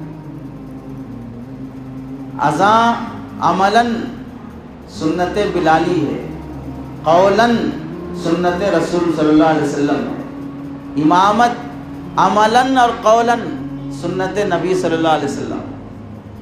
تو اللہ کے نبی علیہ السلام کی نماز کی زندگی بھی قابل اقتدا تھی، نماز کے باہر کی زندگی بھی قابل اقتدا تھی. تو وارثین انبیاء کی زندگی بھی نماز کے اندر اور نماز کے باہر دونوں قابل اقتدا ہونی چاہیے. تیسری درخواست آپ حضرات سے یہ ہے، عالمانہ وقار باقی رکھنا چاہیے. اپنی شبیہ کو کبھی بھی مجروح ہونے نہیں دینا چاہیے. امامت اور وراثت نبی ہم کو حاصل ہے، گٹکا چل رہا ہے، سگریٹ کے عادی ہیں، ایسا تو 100 میں سے ایک بھی نہیں ملتے ہیں کوئی امامت بھی ہو اور گٹکا بھی کھا رہے ہوں. 100 میں سے ایک بھی ملنا مشکل ہے کوئی امام بھی اور سگریٹ پی رہے ہوں. لوگوں کو تو امام صاحب کا پان کھانا بھی برداشت نہیں ہوتا ہے. لوگوں کو امام صاحب کا پان کھانا بھی برداشت نہیں ہوتا. کل ایک امام صاحب گاؤں کے رہنے والے، انہوں نے فون کیا، کہنے لگے 2 مہینے سے ہمارے صدر صاحب مجھے تنخواہ نہیں دے رہے ہیں. کیوں نہیں دے رہے ہیں؟ میں نے مسجد کے سامنے ہی بھائیوں سے، دوستوں سے قرضہ لے کر ایک زمین خرید کر مکان بنانا شروع کر دیا. ادھر مکان بنانا شروع ہوا، ادھر سے تنخواہ بند ہو گئی. جب میں تنخواہ پوچھتا ہوں تو کہتے ہیں 2 مہینے بھی آپ بغیر تنخواہ کے کام نہیں کر سکتے. اس میں کیا سبق ہے؟ قوم ہمیں مادی لحاظ سے ترقی کرتے ہوئے دیکھنا نہیں چاہتی ہے. ہمارا امام بہتر سے بہتر رہے دیکھنا نہیں چاہتی ہے. حضرت علی میاں ندوی رحمۃ اللہ علیہ فرماتے ہیں، ہر چیز اپنی جگہ اچھی لگتی ہے، ایسے ہی خواص کی بھی اللہ نے چند جگہ متعین کر کے رکھی ہیں. وہی جگہ پر ہم اچھے لگیں گے، دوسرے جگہوں پہ اچھے نہیں لگیں گے. عالم دین مسند درس دیتے ہوئے حدیث پڑھانے کے لیے بیٹھے، بہت باوقار لگتا ہے. وہی عالم دین کاؤنٹر پر بیٹھ کر 13 روپے ہوئے 7 روپے واپس لیجئے. دونوں میں بہت فرق رہتا ہے. حضرت تھانوی رحمۃ اللہ علیہ کے پاس سے خاتون مسئلہ پوچھنے آئی، حضرت نے جواب دیا. خاتون کہنے لگی یہی جواب فلاں مولانا نے بھی دیا تھا، لیکن چونکہ ان کا بزنس ہے تو میں سمجھی شاید اپنے مفاد کے لیے بھی کچھ جواب دے رہے ہوں گے، اس لیے آپ سے پوچھنے آئی ہوں. تو قوم کی ذہنی سطح کا ہم، ان کی معیار کا ہم مقابلہ کبھی نہیں کر سکتے.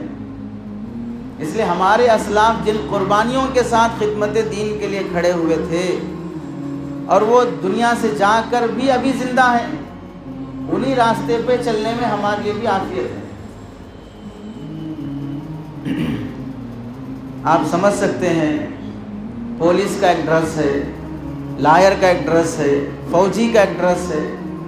ہر شعبے میں کام کرنے والی معیاری شخصیتوں کا ایک ड्रेस कोड होता है, ऐसे ही उलमा का भी एक ड्रेस कोड होता है जिससे उनकी शान पहचानी जाती है, उससे हमें बाहर नहीं आना चाहिए। हज़रत इमाम बुखारी रहमतुल्लाह अलैह का वाक़या आप सब हजरात ने पढ़ा होगा। जब वो सफ़र कर रहे थे कश्ती के ज़रिए से, एक अजनबी दोस्त बन गया, बातों बातों में पूछ लिया कहाँ का सफ़र है, क्या करते हैं। फिर उसके बाद मालूम हुआ कि इमाम बुखारी रहमतुल्लाह अलैह के पास 1000 दीनार सोने के सिक्के मौजूद हैं। दूसरे दिन सुबह उठते ही चिल्लाना शुरू कर दिया, मेरे 1000 दीनार चले गए, चोरी हो गए, चोरी हो गए। हज़रत शेख सादी रहमतुल्लाह अलैह ने गुलिस्तान में लिखा है, सफ़र में वही आफियत से मंजिल को पहुंच सकता है जो अपने अलावा तमाम मुसाफिरीन को चोर समझे।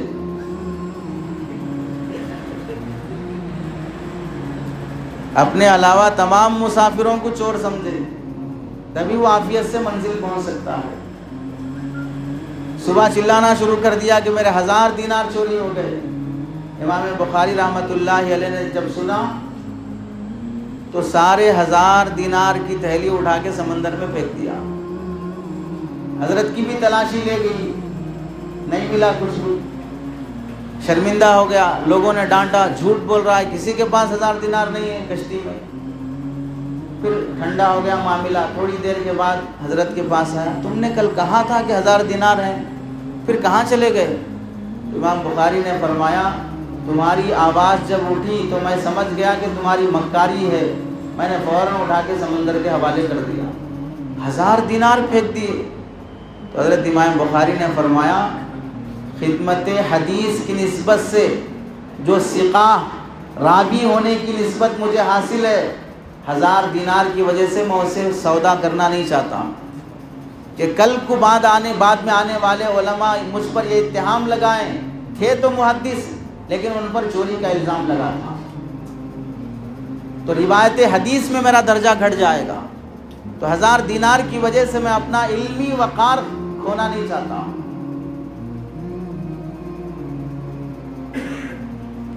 इन बुजुर्गों ने अपने दौर में जिन आजमाइशों को मादी लिहाज से बर्दाश्त किया है, आज के दौर में हमें उन मुसीबतों को जो मादी तौर पर हम पे पेश आती हैं, वैसे ही नकाबिर के वाक़ियात की रोशनी में हमें बर्दाश्त करना पड़ेगा।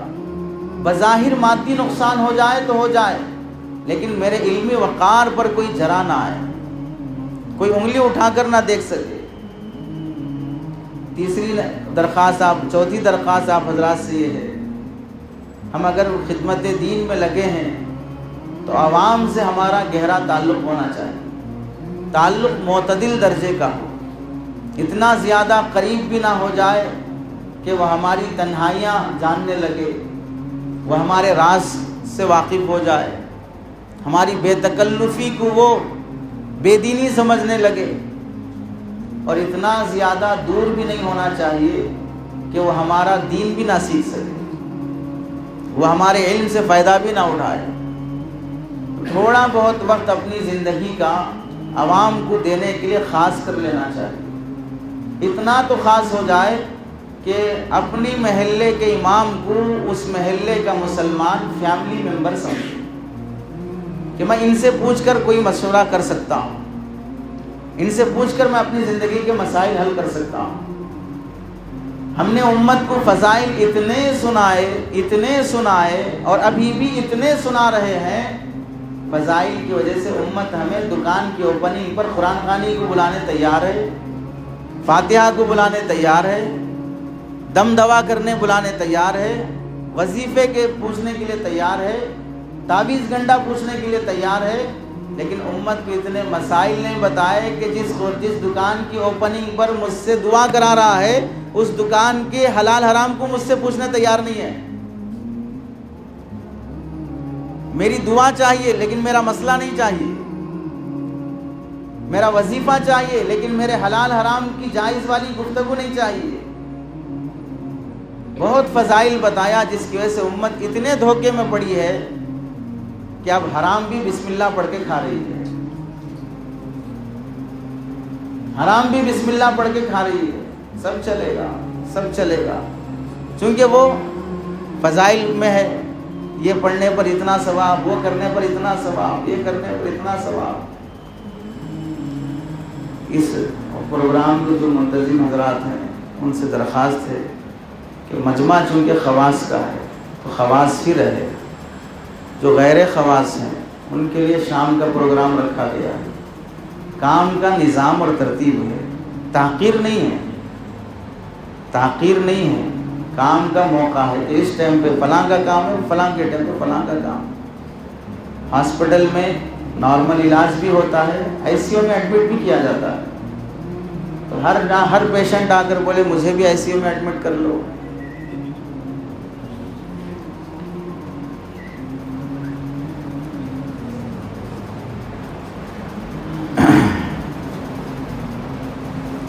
عوام سے ہمارا تعلق نہ ہونے کی وجہ سے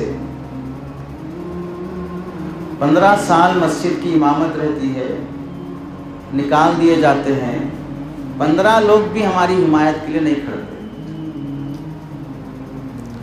یہ پوچھنے تیار نہیں ہوتے کہ امام صاحب کو کیوں نکالا۔ ان کی وجہ سے میں دین سیکھا، ان کے پاس میرا بچہ مکتب پڑھا، انہوں نے میرا نکاح پڑھایا، انہوں نے میرے پراپرٹی کے مسائل حل کرائے۔ اب 15 سال کے بعد ان کو نکالنا، عزت سے رخصت کرتے، 15 سال کی خدمت کو سراہتے ہوئے کوئی جلسہ رکھ کر، انہیں کچھ تحفہ ہدیہ دے کر، انہیں کوئی شال پوشی کر کے، اگلے سال 2 سال کی مزید تنخواہ دے کر انہیں رخصت کرتے تو چلو بھی کوئی اعزاز تھا۔ بدنام کر کے نکالا جا رہا ہے، تنخواہ کاٹ کر روک کر نکالا جا رہا ہے، پھر بھی 15 سال میں کوئی 15 بندے ہماری حمایت کے لیے نہیں کرتے ہیں۔ کتنی بے تعلقی سے میں وہاں خدمت کرتے رہا۔ ہم اگر کوئی دکان چلاتے ہوں، 10 سال سے کہیں دکان چل رہی ہو اور مالک مکان دکان خالی کرنے بولے تو دکاندار مالک مکان سے گڈ ول لیے بغیر جانے تیار نہیں ہوگا۔ اب یہاں میری دکان جم گئی ہے، اب میں دوسری جگہ جاؤں گا تو پھر گاہک کہاں جمے گا، وہاں جمانے کتنا ٹائم لگے گا، اس کا مجھے گڈ ول چاہیے۔ 5 لاکھ روپے واپس وصول کرتا ہے۔ آدمی جمتا ہے تو ایسے جمے کہ کوئی اسے نکال نہ سکے، تو اس کے لیے ہمیں معتدل درجے کی عوامی تعلق ضروری ہے۔ عوام سے تعلق نہ ہونے کا ایک نقصان یہ ہوتا ہے کہ وہ ہمارے محلے کا مصلی ہے لیکن مسائل سیکھ رہا ہے مرزا سے، وہ بیانات سن رہا ہے گوہر شاہی کے، وہ دین پر اعتقادی زندگی گزار رہا ہے شکیل بن حنیف کے۔ 15 سال میں اتنا تعلق پیدا نہیں ہو سکا کہ میں اس کا عقیدہ درست نہیں کر سکا۔ یہ ہماری قوم کا بہت بڑا نقصان ہوتا ہے ہمیں عوامی تعلق نہ ہونے سے۔ ایک صاحب کہنے لگے، اتفاق سے دیکھنے کا بھی موقع ملا، ایک جگہ ظہر کی نماز پڑھے، امام صاحب نے سلام پھیرا، دعا کی، دعا ہونے کے بعد چہرے پہ جب ہاتھ پھیرتے ہیں، ہاتھ پھیر کر ابھی ہاتھ چھوڑے بھی نہیں تھے، امام صاحب پہلی صف پار کر چکے تھے، پہلی صف میں بیٹھے لوگوں کے کندھے پلہانتے ہوئے پار ہو چکے تھے۔ دوسری تیسری بار جب وہاں کی حاضری کا اتفاق ہوا تو ایک صاحب کہنے لگے، مجھے معاف فرمائیں، یہ جملہ نقل کرتے ہوئے وہ صاحب اپنے امام صاحب کے بارے میں نقل کر رہے ہیں، ہمارے امام صاحب کو ایسا لگتا جب مسجد میں بیٹھے تو کچھ چبھ رہا شاید ان کو، اس واسطے فوراً نکل جاتے ہیں۔ بالکل ہم کو یہ حکم ہے کہ ہم سنن قبلیہ اور بعدیہ گھروں میں پڑھیں، نوافل گھر میں پڑھنے کا حکم ہے تاکہ گھر کی بے دینی ختم ہو، لیکن یہ بات بھی ہے کہ جہاں اتہام کا اندیشہ ہو تو وہاں پر ہم کو اپنی سنن قبلیہ بعدیہ مسجد میں ہی ادا کرنا چاہیے، تاکہ قوم کو یہ موقع نہ ملے کہ ہمارے امام صاحب تو سنت ہی نہیں پڑھتے ہیں، حالانکہ ہم گھر سے پڑھ کے آئے ہیں۔ لیکن وہ اتہام کیسے ختم کیا جائے؟ اپنی آنکھوں کا شہتیر بھی نکالنے قوم تیار نہیں ہے، اور ہمارے جسم کی مکھی بھی اڑانے کے لیے در پہ پڑی ہے۔ اپنی آنکھوں کا شہتیر بھی نکالنے تیار نہیں ہے، زندگی سراپا حرام میں گزر رہی ہوگی، اس سے توبہ نہیں کریں گے، لیکن امام صاحب کی سنت درست کرنا چاہیں گے۔ تو ہماری زندگی میں جو اتحام پیدا ہوتا ہے، جس سے یہ دوریاں پیدا ہو جاتی ہیں، اسے ختم کرنا چاہیے۔ آپ دیکھیں اللہ کے نبی علیہ السلام کا معمول، آپ بھی امام ہیں، نبی کریم صلی اللہ علیہ وسلم نے امامت فرمائی، کیا معمول تھا؟ ہم سب نے پڑھا بخاری شریف میں، فجر کی نماز کے بعد طلوع آفتاب تک مصلی پہ بیٹھنے کا اہتمام تھا، اور صحابہ سے گفتگو فرماتے، آپ نے رات میں کچھ خواب دیکھا تو سناتے، صحابہ نے کچھ دیکھا تو اسے سن کر تعبیر بیان فرماتے۔ تو یہ اللہ کے نبی علیہ السلام کا قوم کو وقت دینا ہی تھا۔ ہم فجر کے بعد نہیں دے سکتے تو کوئی ایک وقت متعین کر لیں جس میں ہم اعلان کے ساتھ یہ ظاہر ہو کہ امام صاحب فلاں ٹائم پہ ہمیں وقت دیتے ہیں اور بیٹھتے ہیں۔ اس سے غلط فہمیاں ختم ہوتی ہیں، اور یہ کوشش ہونی چاہیے ہماری طرف سے، خاص طور سے قوم یہ طاق میں رہتی ہے کہ ہماری ہر اٹھ بیٹھ کیسی ہے، اذان کے بعد ہم مسجد میں کتنی دیر سے آتے ہیں، اذان کے بعد سنتیں پڑھتے نہیں پڑھتے ہیں۔ جس مسجد میں ہم جمعہ پڑھاتے ہیں وہاں ایک بڑے میاں چند جمعہ پہلے 70 سے زائد سال ان کی عمر ہو چکی، اس عمر میں اپنی قبر کے علاوہ کسی کی فکر نہیں کرنا چاہیے، پھر بھی وہ اتنے خیر خواہ ہیں کہ آ کر پوچھنے لگے امام صاحبوں کو سنت معاف ہو جاتی کیا؟ امام صاحبوں کو سنت معاف ہو جاتے کیا؟ اس عمر میں بھی امام صاحب کی فکر پڑی ہے، ایسی فکر گویا داماد کی فکر ہو رہی ہے۔ تو آپ اندازہ کر لیں، وہ تو اتنے خراب ذہن کے نہیں ہوتے ہیں جو 70 سال کی عمر کے ہو گئے، نیا جو جنریشن آ رہا ہے جس خبیث ذہنیت کے ساتھ، اتنے تو خراب وہ نہیں ہوتے ہیں، لیکن ماحول ایسا بن چکا ہے کہ وہ ہر ادا پر توجہ رکھ رہے ہیں۔ اور یہ بھی تو مناسب نہیں ہے کہ 7:30 بجے اگر عشاء کی جماعت ہو اور 7:25 7:24 پر امام صاحب داخل ہو رہے ہوں، وضو کے پانی کے قطرے مصلی پہ ٹپک رہے ہوں، یہ بھی تو نہیں ہونا چاہیے۔ انتظار صلاۃ کا عمل صحابہ نے عملاً کر کے دکھایا، اور اللہ کے نبی نے ان کی تعریف بھی فرمائی۔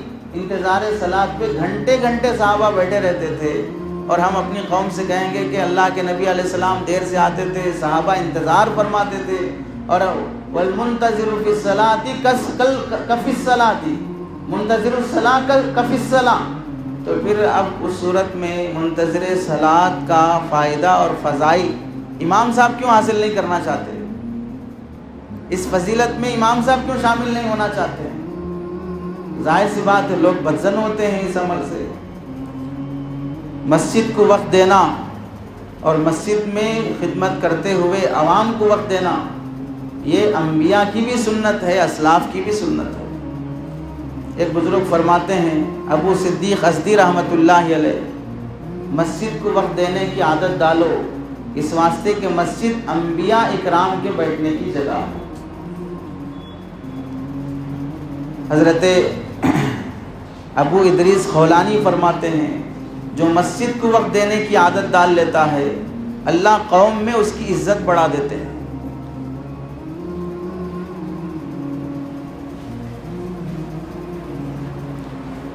پانچویں درخواست آپ حضرات سے یہ ہے،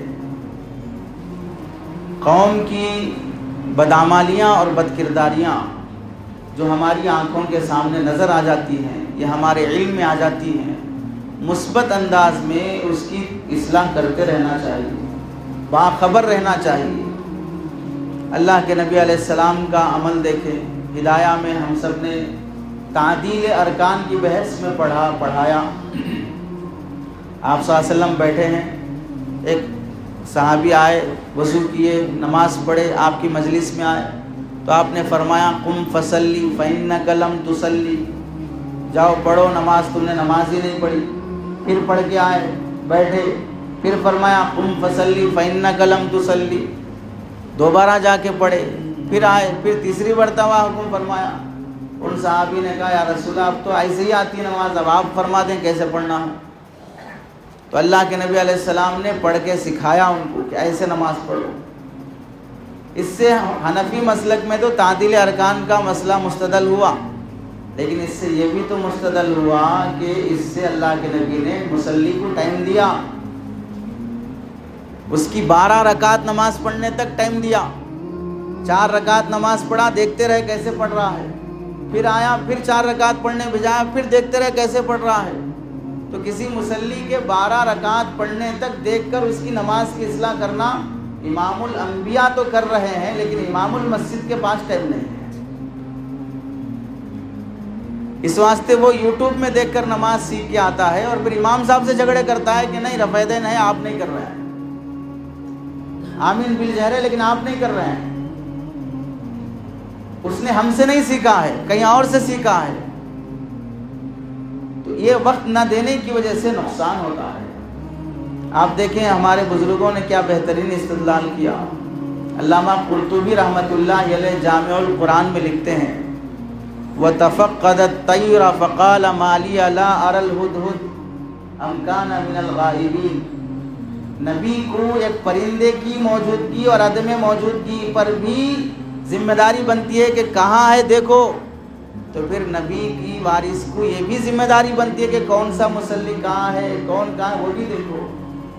اور یہ استدلال علامہ قرطبی رحمۃ اللہ علیہ کے حوالے سے علامہ ابن عربی کے حوالے سے لکھتے ہیں پرندے کا تفقد آداب میں سے تھا، کیونکہ وہ بھی قافلے کا ایک مسافر اور ممبر تھا، تو حضرت سلیمان نے اس کا تفقد کیا، جبکہ عوام کا تفقد آداب میں سے نہیں ہے، فرائض میں سے ہے۔ ابن عربی فرماتے ہیں عوام کا تفقد فرائض میں سے ہے، چنانچہ لکھتے ہیں ھذا فی الآداب فکیف بنا اليوم ونحن نقصر فی الفرائض۔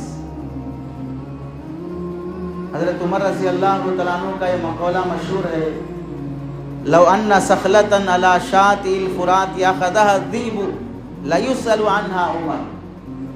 اگر دریائے فرات کے کنارے کوئی بچھڑا بھی گر جائے، مر جائے، تو پھر عمر سے اس کا سوال کیا جائے گا۔ تو جانور کی جان جانے پر حضرت عمر اپنے سوال کیے جانے کا احساس رکھتے ہوں، تو پھر اگر کسی مسلمان کے ایمان چلے جانے والی حرکتیں بھی ہو جا رہی ہوں، پھر ہم اس میں مسئول شمار نہ کیے جاتے ہوں تو کیسی بات ہو۔ علامہ قرطبی اس پر لکھتے ہیں فقد دل القرآن والسنۃ ما یجب علی الامام من تفقد احوال رعیتہ ومباشرۃ ذلک بنفسہ۔ اس سے معلوم ہوا قرآن حدیث سے کہ امام پر، چاہے وہ امام ظاہر ہو یا امام باطن ہو، امامت ظاہریہ حکومت اور سلطنت، امامت باطنیہ مسجد کی امامت، اس میں ضروری ہے کہ خود بذات خود تفقد کر سکے کہ ہماری رعایا کس گمراہی میں پڑ رہی ہے۔ حضرت مولانا عبد القادر رائے پوری رحمۃ اللہ علیہ ہمارے بڑے بزرگوں میں سے گزرے ہیں۔ حضرت مولانا عبد القادر رائے پوری رحمۃ اللہ علیہ جلسے کی نسبت سے کسی گاؤں تشریف لے گئے۔ بزرگ کے آنے کی خبر جب گاؤں میں ہوئی تو اس گاؤں کی ایک بوڑھی عورت بھی حضرت کے پاس کچھ دم کرانے یا کچھ مسئلہ پوچھنے کے لیے آئی۔ اس وقت حضرت کے آرام کا وقت تھا، تو حضرت نے منع کر دیا کہ نہیں اس وقت نہیں ہوگا، آپ جائیے۔ منع کر دیا تو وہ بوڑھی عورت وہیں کھڑے کھڑے ٹھنڈی سانس لے کر آسمان کی طرف دیکھ کر یہ کہنے لگی اے اللہ، تجھ تک تو ہماری رسائی نہیں ہو سکتی، اور جس کے ذریعے سے تجھ تک رسائی ہو سکتی ہے وہ اپنے پاس آنے نہیں دیتا، تو پھر ہم تجھے پائیں کیسے؟ تجھ تک تو ہماری رسائی نہیں ہو سک رہی، اور جن کی تجھ تک رسائی ہے وہ وقت نہیں دے رہے ہیں، تو پھر ہم آئیں کیسے تیرے پاس؟ اتنا بولنا تھا۔ حضرت فرماتے ہیں اللہ نے جو کیفیتیں مجھے عطا کی تھی قلبی، وہ سب چھننا شروع ہو گئی۔ نماز، دعا، خشوع خضوع سب چھننا شروع ہو گیا، اور یہ سلسلہ ایک دن نہیں رہا، کئی ہفتوں تک میں بے چین رہا، پھر واپس اس گاؤں سفر کر کے گیا، میزبانوں کے ذریعے سے اس بوڑھی عورت کا تلاش کروایا، پھر اس سے معافی مانگنے کے بعد پھر میری کیفیتیں واپس کر دی۔ ہم پر یہ کیفیتیں اس واسطے ظاہر نہیں ہوتی ہیں، آئینہ جتنا صاف ہوتا ہے چہرہ اتنا صاف نظر آتا ہے، دھندلے آئینے میں چہرہ صاف نظر نہیں آتا، تو دھندلے دل پر کیفیتوں کے اظہار کا موقع نہیں رہتا ہے۔ حضرت ہردوئی رحمت اللہ علیہ فرمایا کرتے تھے، جب بھی کوئی شخص ہم سے ملنے کے لیے آئے تو آپ سمجھیں وہ ہمارے پاس کسی دینی غرض سے ہی آئے گا۔ کسی لیڈر کے پاس، کسی پولیٹیکل کے پاس اگر کوئی آدمی جاتا ہے تو وہ دنیاوی غرض سے جاتا ہے۔ علماء کے پاس آتے ہیں تو لوگ دعا، وظیفے، مسائل، یہی چیزیں ہوتی ہیں۔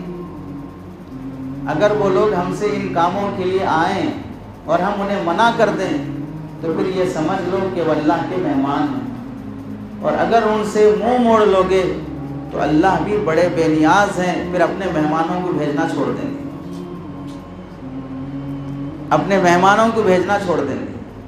پھر ہمیں یہ تڑپ ہوگی کہ بھئی کیوں لوگ ہمارے پاس نہیں آتے، کیوں ہم سے مسئلہ نہیں پوچھتے، کیوں ہم سے رجوع نہیں کرتے۔ اور ایک درخواست ہم سب کو ہماری زندگی میں بہت فائدہ دینے والی چیز ہے، وہ ہے اس وقت جو ہم سے متعلق ایک ذہنیت بنتی جا رہی ہے،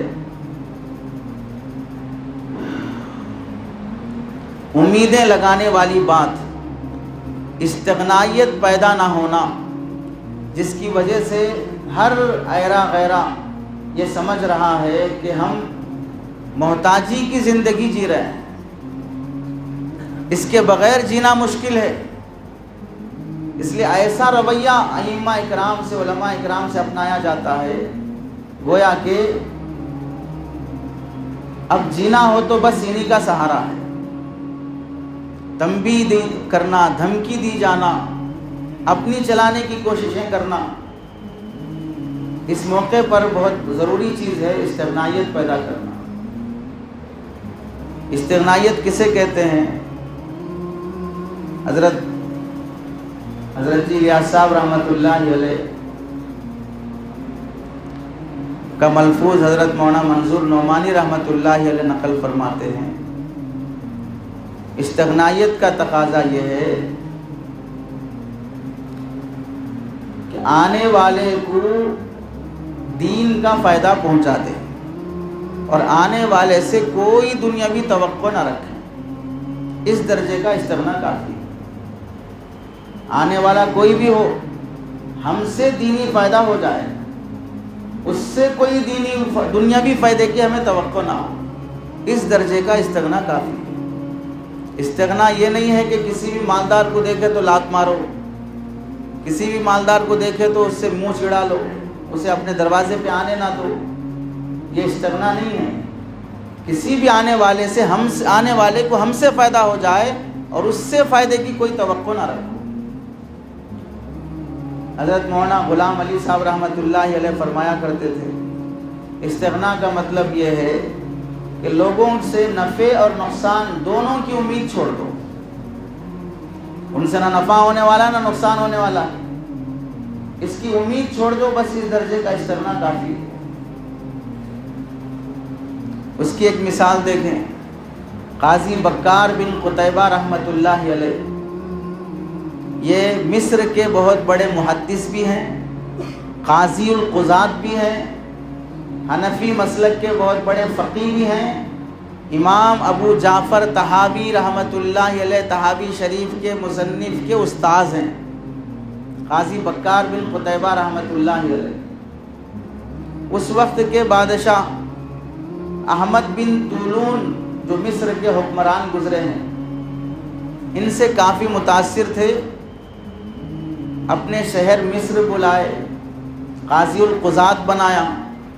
جب ان کا درس حدیث چلتا تو مصر کا حکمران اپنے وزیروں کے ساتھ درس میں شامل رہتا، درس شروع ہونے کے بعد اگر آتا تو اپنے نوکر کو بول کے بھیجتا کہ پیچھے والے لوگ جیسے بیٹھے ویسے بیٹھے رہو، حکمران آنے کی وجہ سے کوئی درسگاہ میں ڈسٹرب نہیں ہونا۔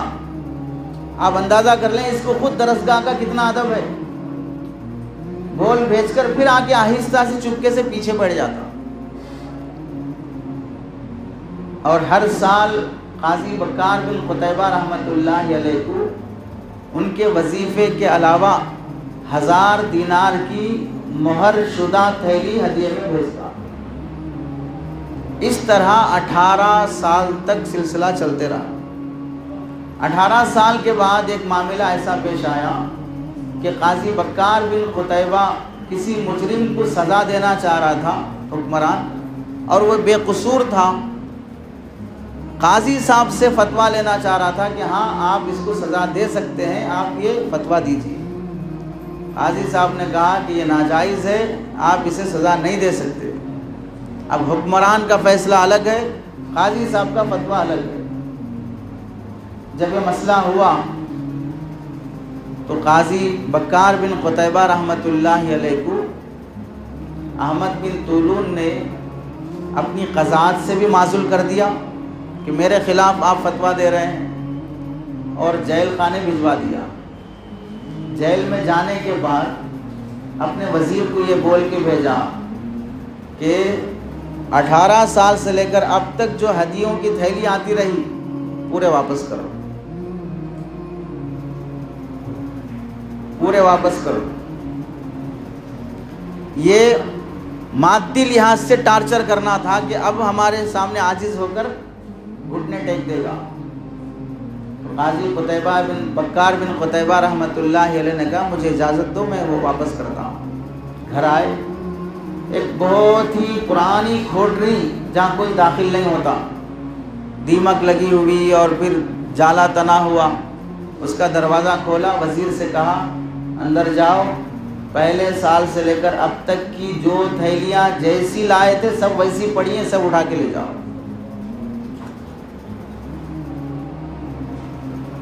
بادشاہ دیکھ کر حیران ہو گیا کہ 18 سال سے آیا ہوا ایک ہدیہ کھول کر بھی نہیں دیکھا۔ ایسی استغنا اس لیے سنائی جاتی ہے کہ ہم کو اس درجے کا پہنچنا نہیں ہے، لیکن اشراف والی کیفیت بھی نہ ہو، طمع والی کیفیت بھی نہ رہے۔ طمع والی کیفیت کے ساتھ حق گوئی کا جذبہ پیدا نہیں ہو سکتا۔ ایک اور ایک بزرگ گزرے ہیں، محمد تغلق، یہ اس وقت کے حکمران تھے، شیخ نظام الدین اولیاء رحمۃ اللہ علیہ کے خلیفہ شیخ قطب الدین منور رحمۃ اللہ علیہ، ان کے متعلق لکھا ہے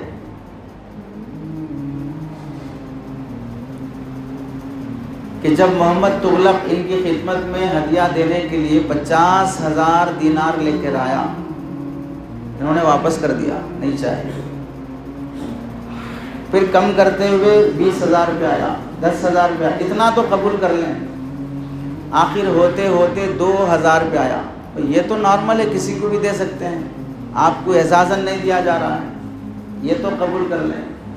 تو 2,000 حضرت نے قبول کر کے وہیں غربا میں تقسیم کرتے ہوئے فرمایا یہ بھی اس لیے قبول کیا ہوں کہ اگر یہ بھی نہیں قبول کروں گا کہیں پھر ٹارچر کر کے سزا دینا نہ شروع کر دے۔ بڑی مصیبت سے بچنے کے لیے چھوٹی مصیبت لے کر اپنے سر سے ہٹایا۔ تو ان لوگوں سے تعلق رکھنے کو ہمارے اکابر دین میں خلل اور ڈسٹرب پیدا ہونے والی چیز سمجھ کر جس استغنا کے ساتھ جیتے تھے، جس کی وجہ سے بڑے حکمران بھی ان کے سامنے مرعوب ہو کے آتے تھے۔ ہمارے قریب کے اکابر میں حضرت مفکر اسلام علی میاں ندوی رحمۃ اللہ علیہ، عالمی شخصیت گزری ہے۔ 1980 میں حضرت علی میاں ندوی رحمۃ اللہ علیہ کو فیصل ایوارڈ دیا گیا۔ فیصل ایوارڈ جب دیا گیا تو حضرت نے وہیں مکہ مکرمہ میں فیصل ایوارڈ میں سے آدھا اس وقت کے افغان مجاہدین کو دے دیا اور بقیہ آدھے میں سے 2 حصے کر کے مکہ مکرمہ میں 2 ادارے، ایک سہولتیہ اور دوسرا ادارہ حفظ قرآن، ان 2 اداروں میں تقسیم فرما دیا۔ اور پھر حالت یہ ہے، فیصل ایوارڈ قبول کرنے کے متعلق فرماتے ہیں کہ ہمیں ہماری علمی خدمات کا حقیقی صلہ تو آخرت میں ہی ملے گا، دنیا میں اس کا صلہ مل ہی نہیں سکتا۔ میں پھر بھی اس لیے یہ ایوارڈ قبول کر لیتا ہوں کہ دینے والا شخص فیصل یہ دیندار اور علماء کا قدردان شخص ہے، اس کے ہاتھ سے قبول کیا جانے والا ہدیہ ناقدری والا نہیں ہوتا ہے، اس کی قدر میں قبول کر لیتا ہوں، لیکن پھر بھی ہمارا حقیقی بدلہ چونکہ آخرت میں اس لیے لے کر بھی تقسیم کر دیتا ہوں۔ اور تقسیم اس واسطے نہیں کر رہے ہیں کہ وہ بہت دولت پڑی ہوئی ہے، انہوں نے دے دیے ہوئے تو کیا کم پڑے گا، بہت ہدیے آتے۔ تو پھر اس متعلق بھی ہم غور کر سکتے ہیں، جب راجیو گاندھی کا زمانہ تھا، حضرت کو دلی سے فون آیا کہ آپ سے ملنے کے لیے راجیو گاندھی آپ کو طلب کر رہی ہے۔ تو پھر جب حضرت سفر کرنے کے لیے لکھنؤ کے ریلوے اسٹیشن پہ پہنچے، منظور نعمانی رحمۃ اللہ علیہ رخصت کرنے کے لیے آئے، تو قریب آ کر کان میں کچھ کہا اور جیب میں ہاتھ ڈالا، پھر سوار ہو کے چلے گئے۔ لوگوں نے پوچھا کیا بات تھی؟ تو مولانا منظور نعمانی رحمۃ اللہ علیہ فرماتے ہیں کہ حضرت نے میرے قریب آ کر کہا کہ بھائی منظور، جانے کا تو ٹکٹ کا انتظام ہو گیا، آنے کے ٹکٹ کے پیسے نہیں ہیں، تھوڑا قرضہ دے دو۔ کس سے ملنے جا رہے ہیں؟ وقت کے وزیر اعظم سے ملنے جا رہے ہیں، یہ فاقہ ہے۔ اور پھر ادھر استغنا ایسی ہے کہ فیصل ایوارڈ تقسیم کر دیا جا رہا ہے ضرورت مندوں کو۔ اسی لیے حضرت علی میاں فرمایا کرتے تھے، جو قوم کے لیے جیتا ہے وہ مر کے بھی جیتا ہے، اور جو اپنے لیے جیتا ہے وہ جیتے جی مر جاتا ہے۔ حضرت شیخ سعدی فرماتے ہیں، کتنے لوگ ایسے ہیں جو دنیا سے چلے گئے لیکن ابھی بھی دنیا انہیں جانتی ہے، اور کتنے لوگ ایسے ہیں جو دنیا میں ہیں لیکن دنیا انہیں نہیں جانتی ہے، جو موت کے بعد بھی زندہ ہیں، جو زندہ رہ کے بھی مردہ ہیں۔ ڈاکٹر حمید اللہ حیدرآبادی رحمۃ اللہ علیہ عالم دین بھی ہیں اور بڑے محقق بھی ہیں، اللہ نے بڑا کام لیا ان سے۔ حیدرآباد سے فرانس منتقل ہو گئے، امریکہ میں انتقال ہوئے۔ 1948 سے لے کر 1996 تک ہر دن 2 لوگ ان کے ہاتھ پر اسلام قبول کرتے تھے۔ 1948 سے 1996 تک 96 تک ہر دن 2 لوگ ان کے ہاتھ پہ اسلام قبول کرتے تھے۔ پھر بھی عالم یہ تھا، غریبی اور ناداری کے باوجود بھی چھوٹا سا کمرہ کرائے پر لے کے رکھا تھا، اپنے ہاتھ سے ہی کھانا بنا دیتے تھے، خادم بھی نہیں رکھا، خود 17 زبانوں میں درس دینے اور بیان کرنے کا ملکہ رکھتے تھے۔ فرانس میں ترجمہ قرآن ٹرانسلیشن کرنے والا پہلا شخص جو فرانس کو ان کی زبان میں قرآن لکھ کر دیا۔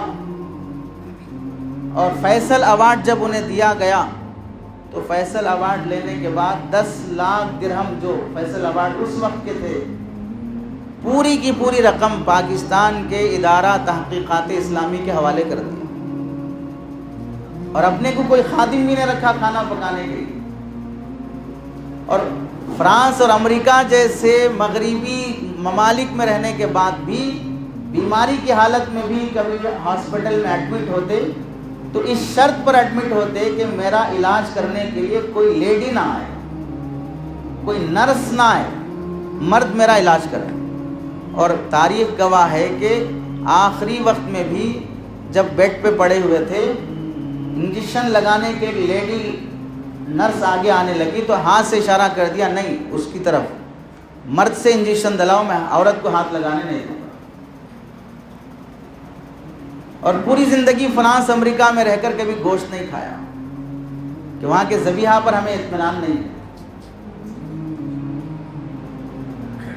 تاریخ کسی کو یاد رکھتی ہے تو ان کی مجاہدوں کی وجہ سے، ان کے بریانی اور مندی کی وجہ سے نہیں، ان کے گاڑی اور کپڑوں کی وجہ سے نہیں، ان کے مجاہدوں کی وجہ سے یاد رکھتی ہے۔ قریب میں، ماضی قریب میں جامعہ ازہر کے ایک بڑے عالم دین کا انتقال ہوا۔ جامعہ ازہر کے رئیس تھے، ازہر یونیورسٹی میں پڑھاتے ہوئے پوری زندگی کے جامعہ ازہر کے شیخ الحدیث ہوتے ہوئے بھی پوری زندگی کرائے کے مکان میں گزاری، اور پھر جب وہاں سے فارغ ہوئے چھوٹا سا فلیٹ خریدنے کی نیت سے اپنے باپ دادا کی وراثت میں جو پیسے آئے وہ پیسے لے کر ایک فلیٹ خریدنا چاہا۔ اتفاق سے دوست کا فون آیا کہ میں ہاسپٹل میں ایڈمٹ ہوں، تو عیادت کے لیے ہاسپٹل گئے تو شاگرد کو دیکھا کہ ہاسپٹل کی کرسی پہ بیٹھے رو رہا ہے۔ پوچھا کیا بات ہے؟ ماں کو ایڈمٹ کیا ہوں، علاج کے لیے پیسے نہیں ہیں۔ تو جب دیکھا کہ شاگرد پریشان ہے اپنی ماں کے علاج کے لیے، تو والدین کی وراثت میں ایک فلیٹ خریدنے کے لیے جو پیسے رکھے تھے پورے لا کے شاگرد کے حوالے کر دیے، اپنی امی کا علاج کرا، اور موت تک اسی کرائے کے مکان میں رہ کے انتقال کر گئے۔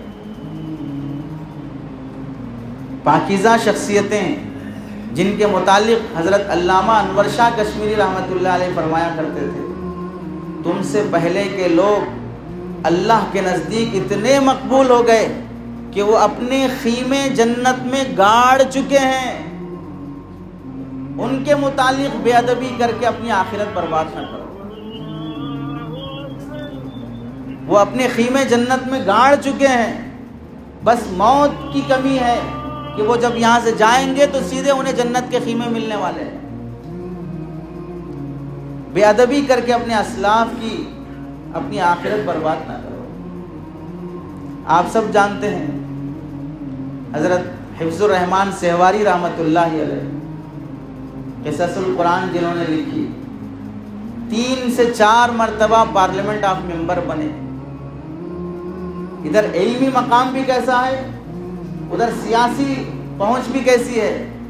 پوری زندگی کرائے کے مکان میں گزارا، ذاتی مکان نہیں بنا سکے۔ مادیت کے دوڑ میں اگر لگیں گے اپنے اسلاف کے راستے سے ہٹ جائیں۔ اور ایک گزارش آپ حضرات سے آخری یہ ہے، ہم سب لوگوں میں تحمل پیدا ہونا چاہیے، وسعت پیدا ہونی چاہیے۔ اس وقت کے حالات اتنے خطرناک ہیں کہ دشمن یہ دیکھے بغیر کہ کس مسلک کا ہے، یہ دیکھ کر کے مسلمان ہے، نشانے پہ لگایا ہوا۔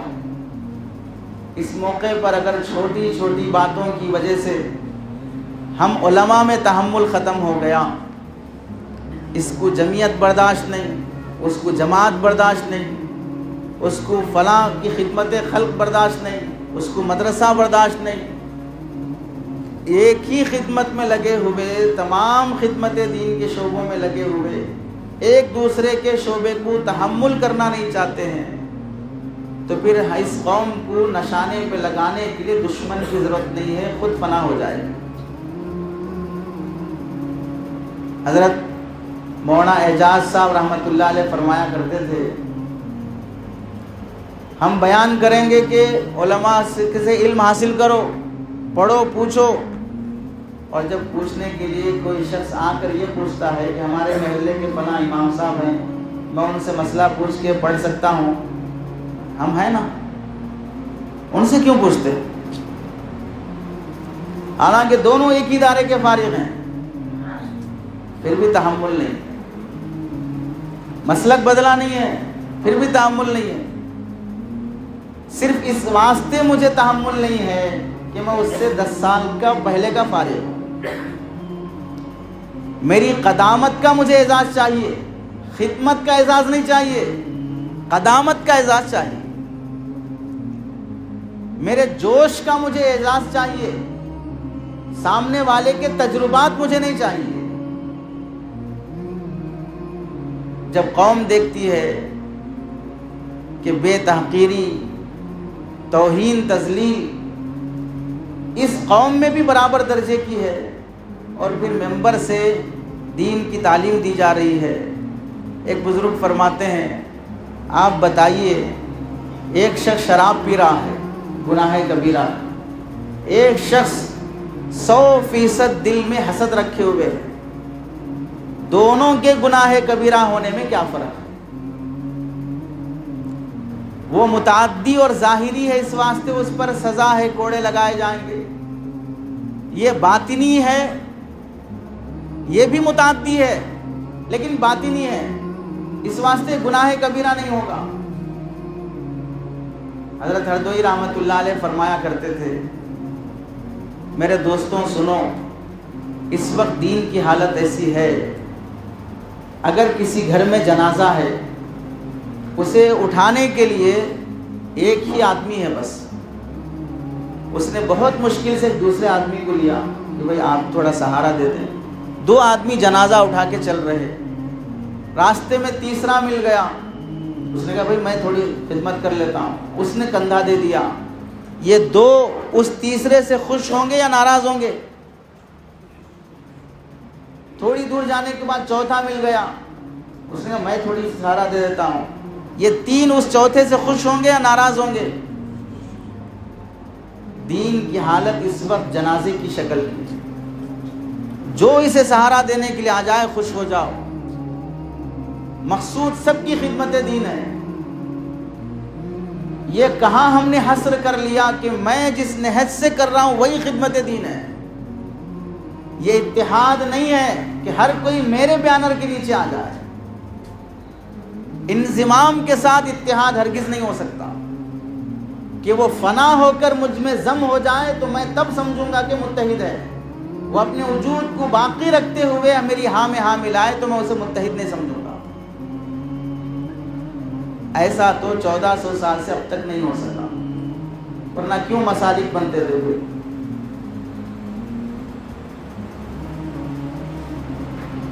فنا ہو کر کوئی ہمارے ساتھ ضم نہیں ہو سکتا۔ ہم یہ کہتے ہیں معافی کے ساتھ، بھائی بندہ تو 100% اللہ کا نہیں ہوتا، 100% آپ کی تنظیم کا کیسے ہو جائے گا؟ 100% فلاں جمعیت کا کیسے ہو جائے گا؟ 100% جماعت کا کیسے ہو جائے گا؟ 100% بندہ اللہ کا نہیں بن رہا ہے۔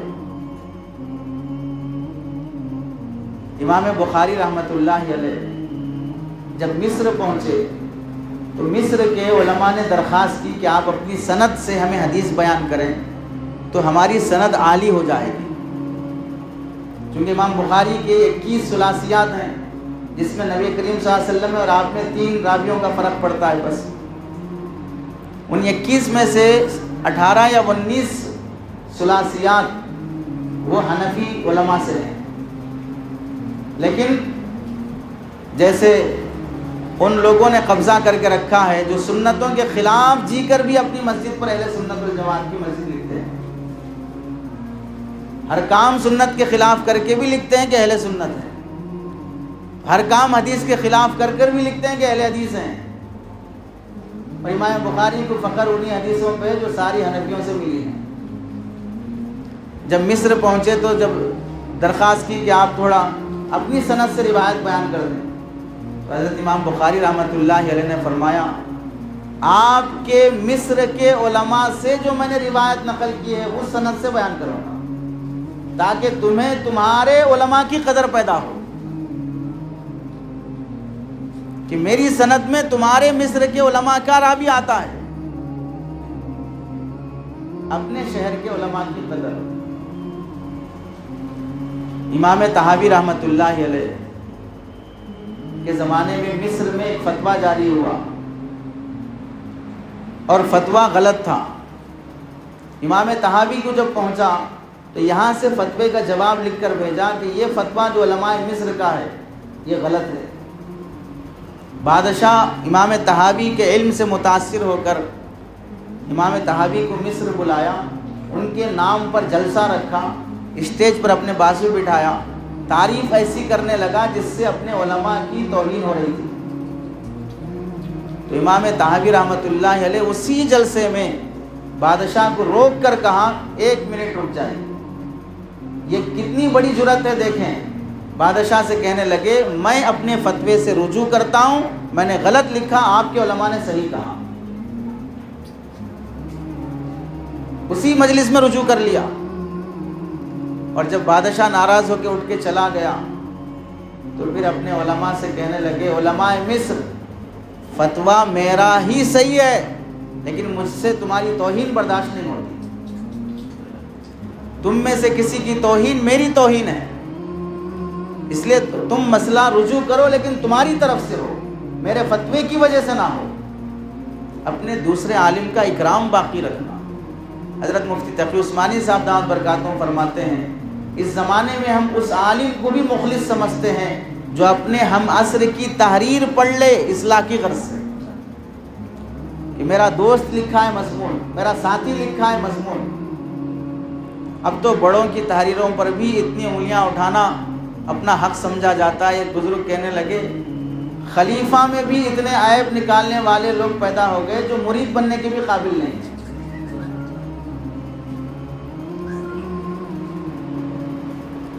تحمل والا مزاج چاہیے۔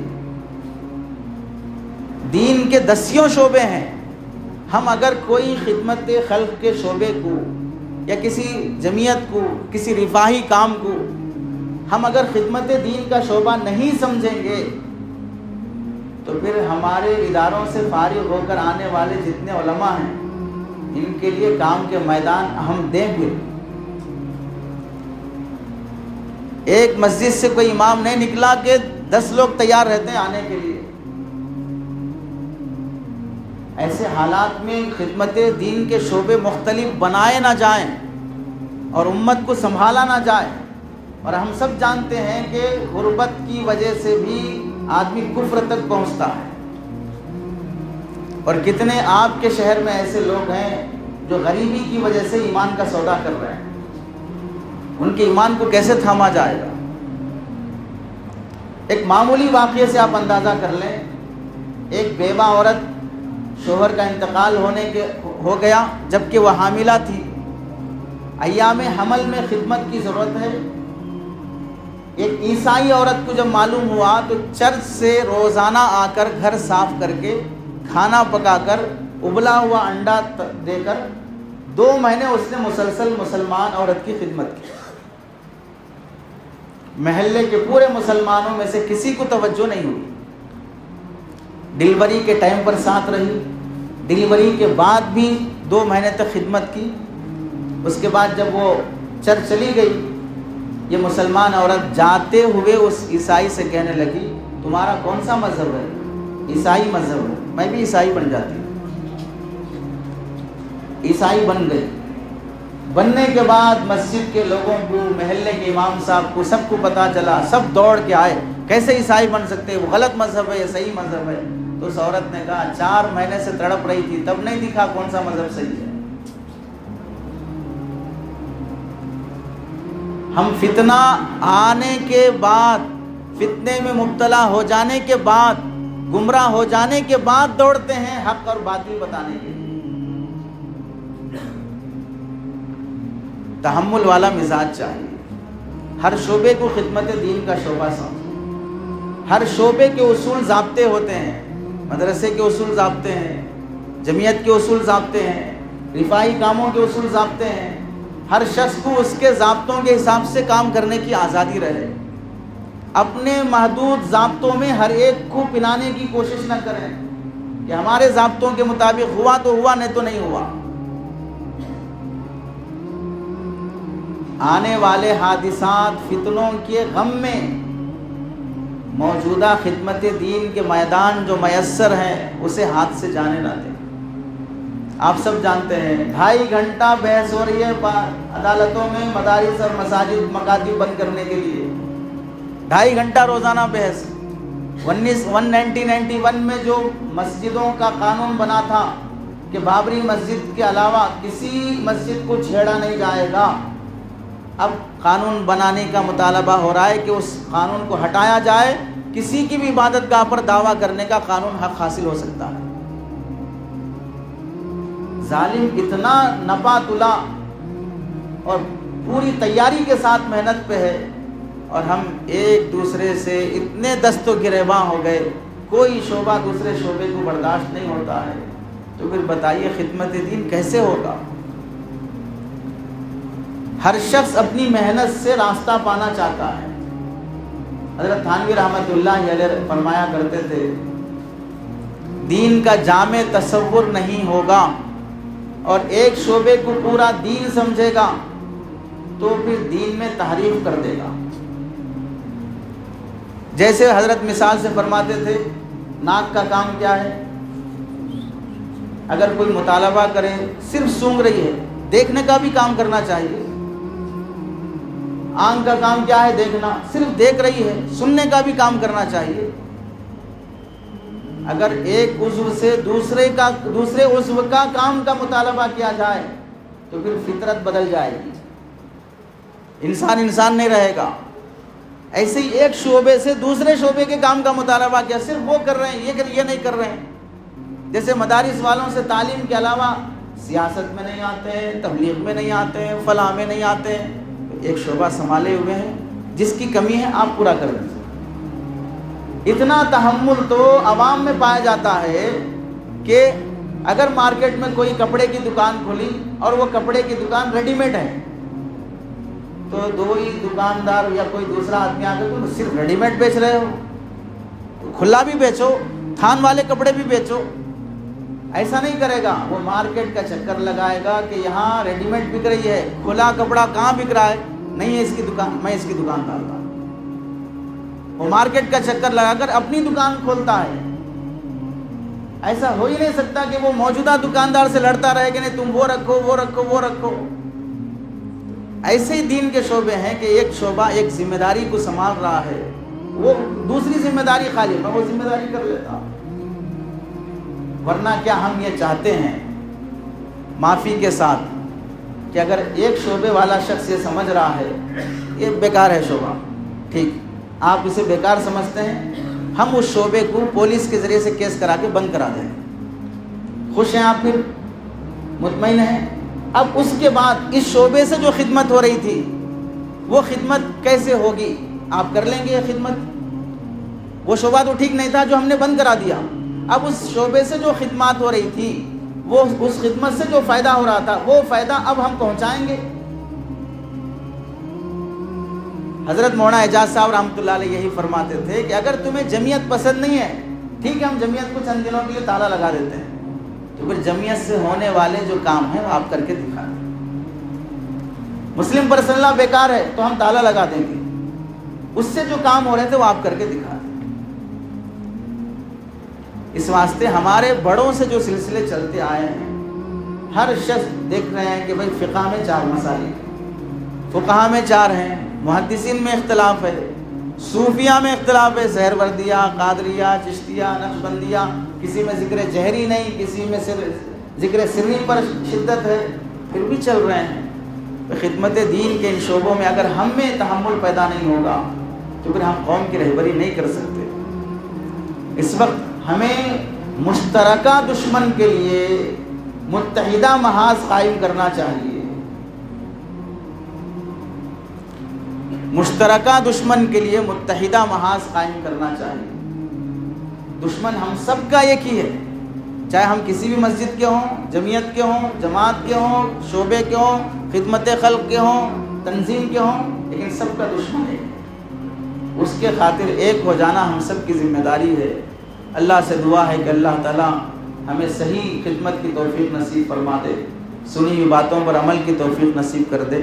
وآخر دعوانا الحمد للہ رب العالمین۔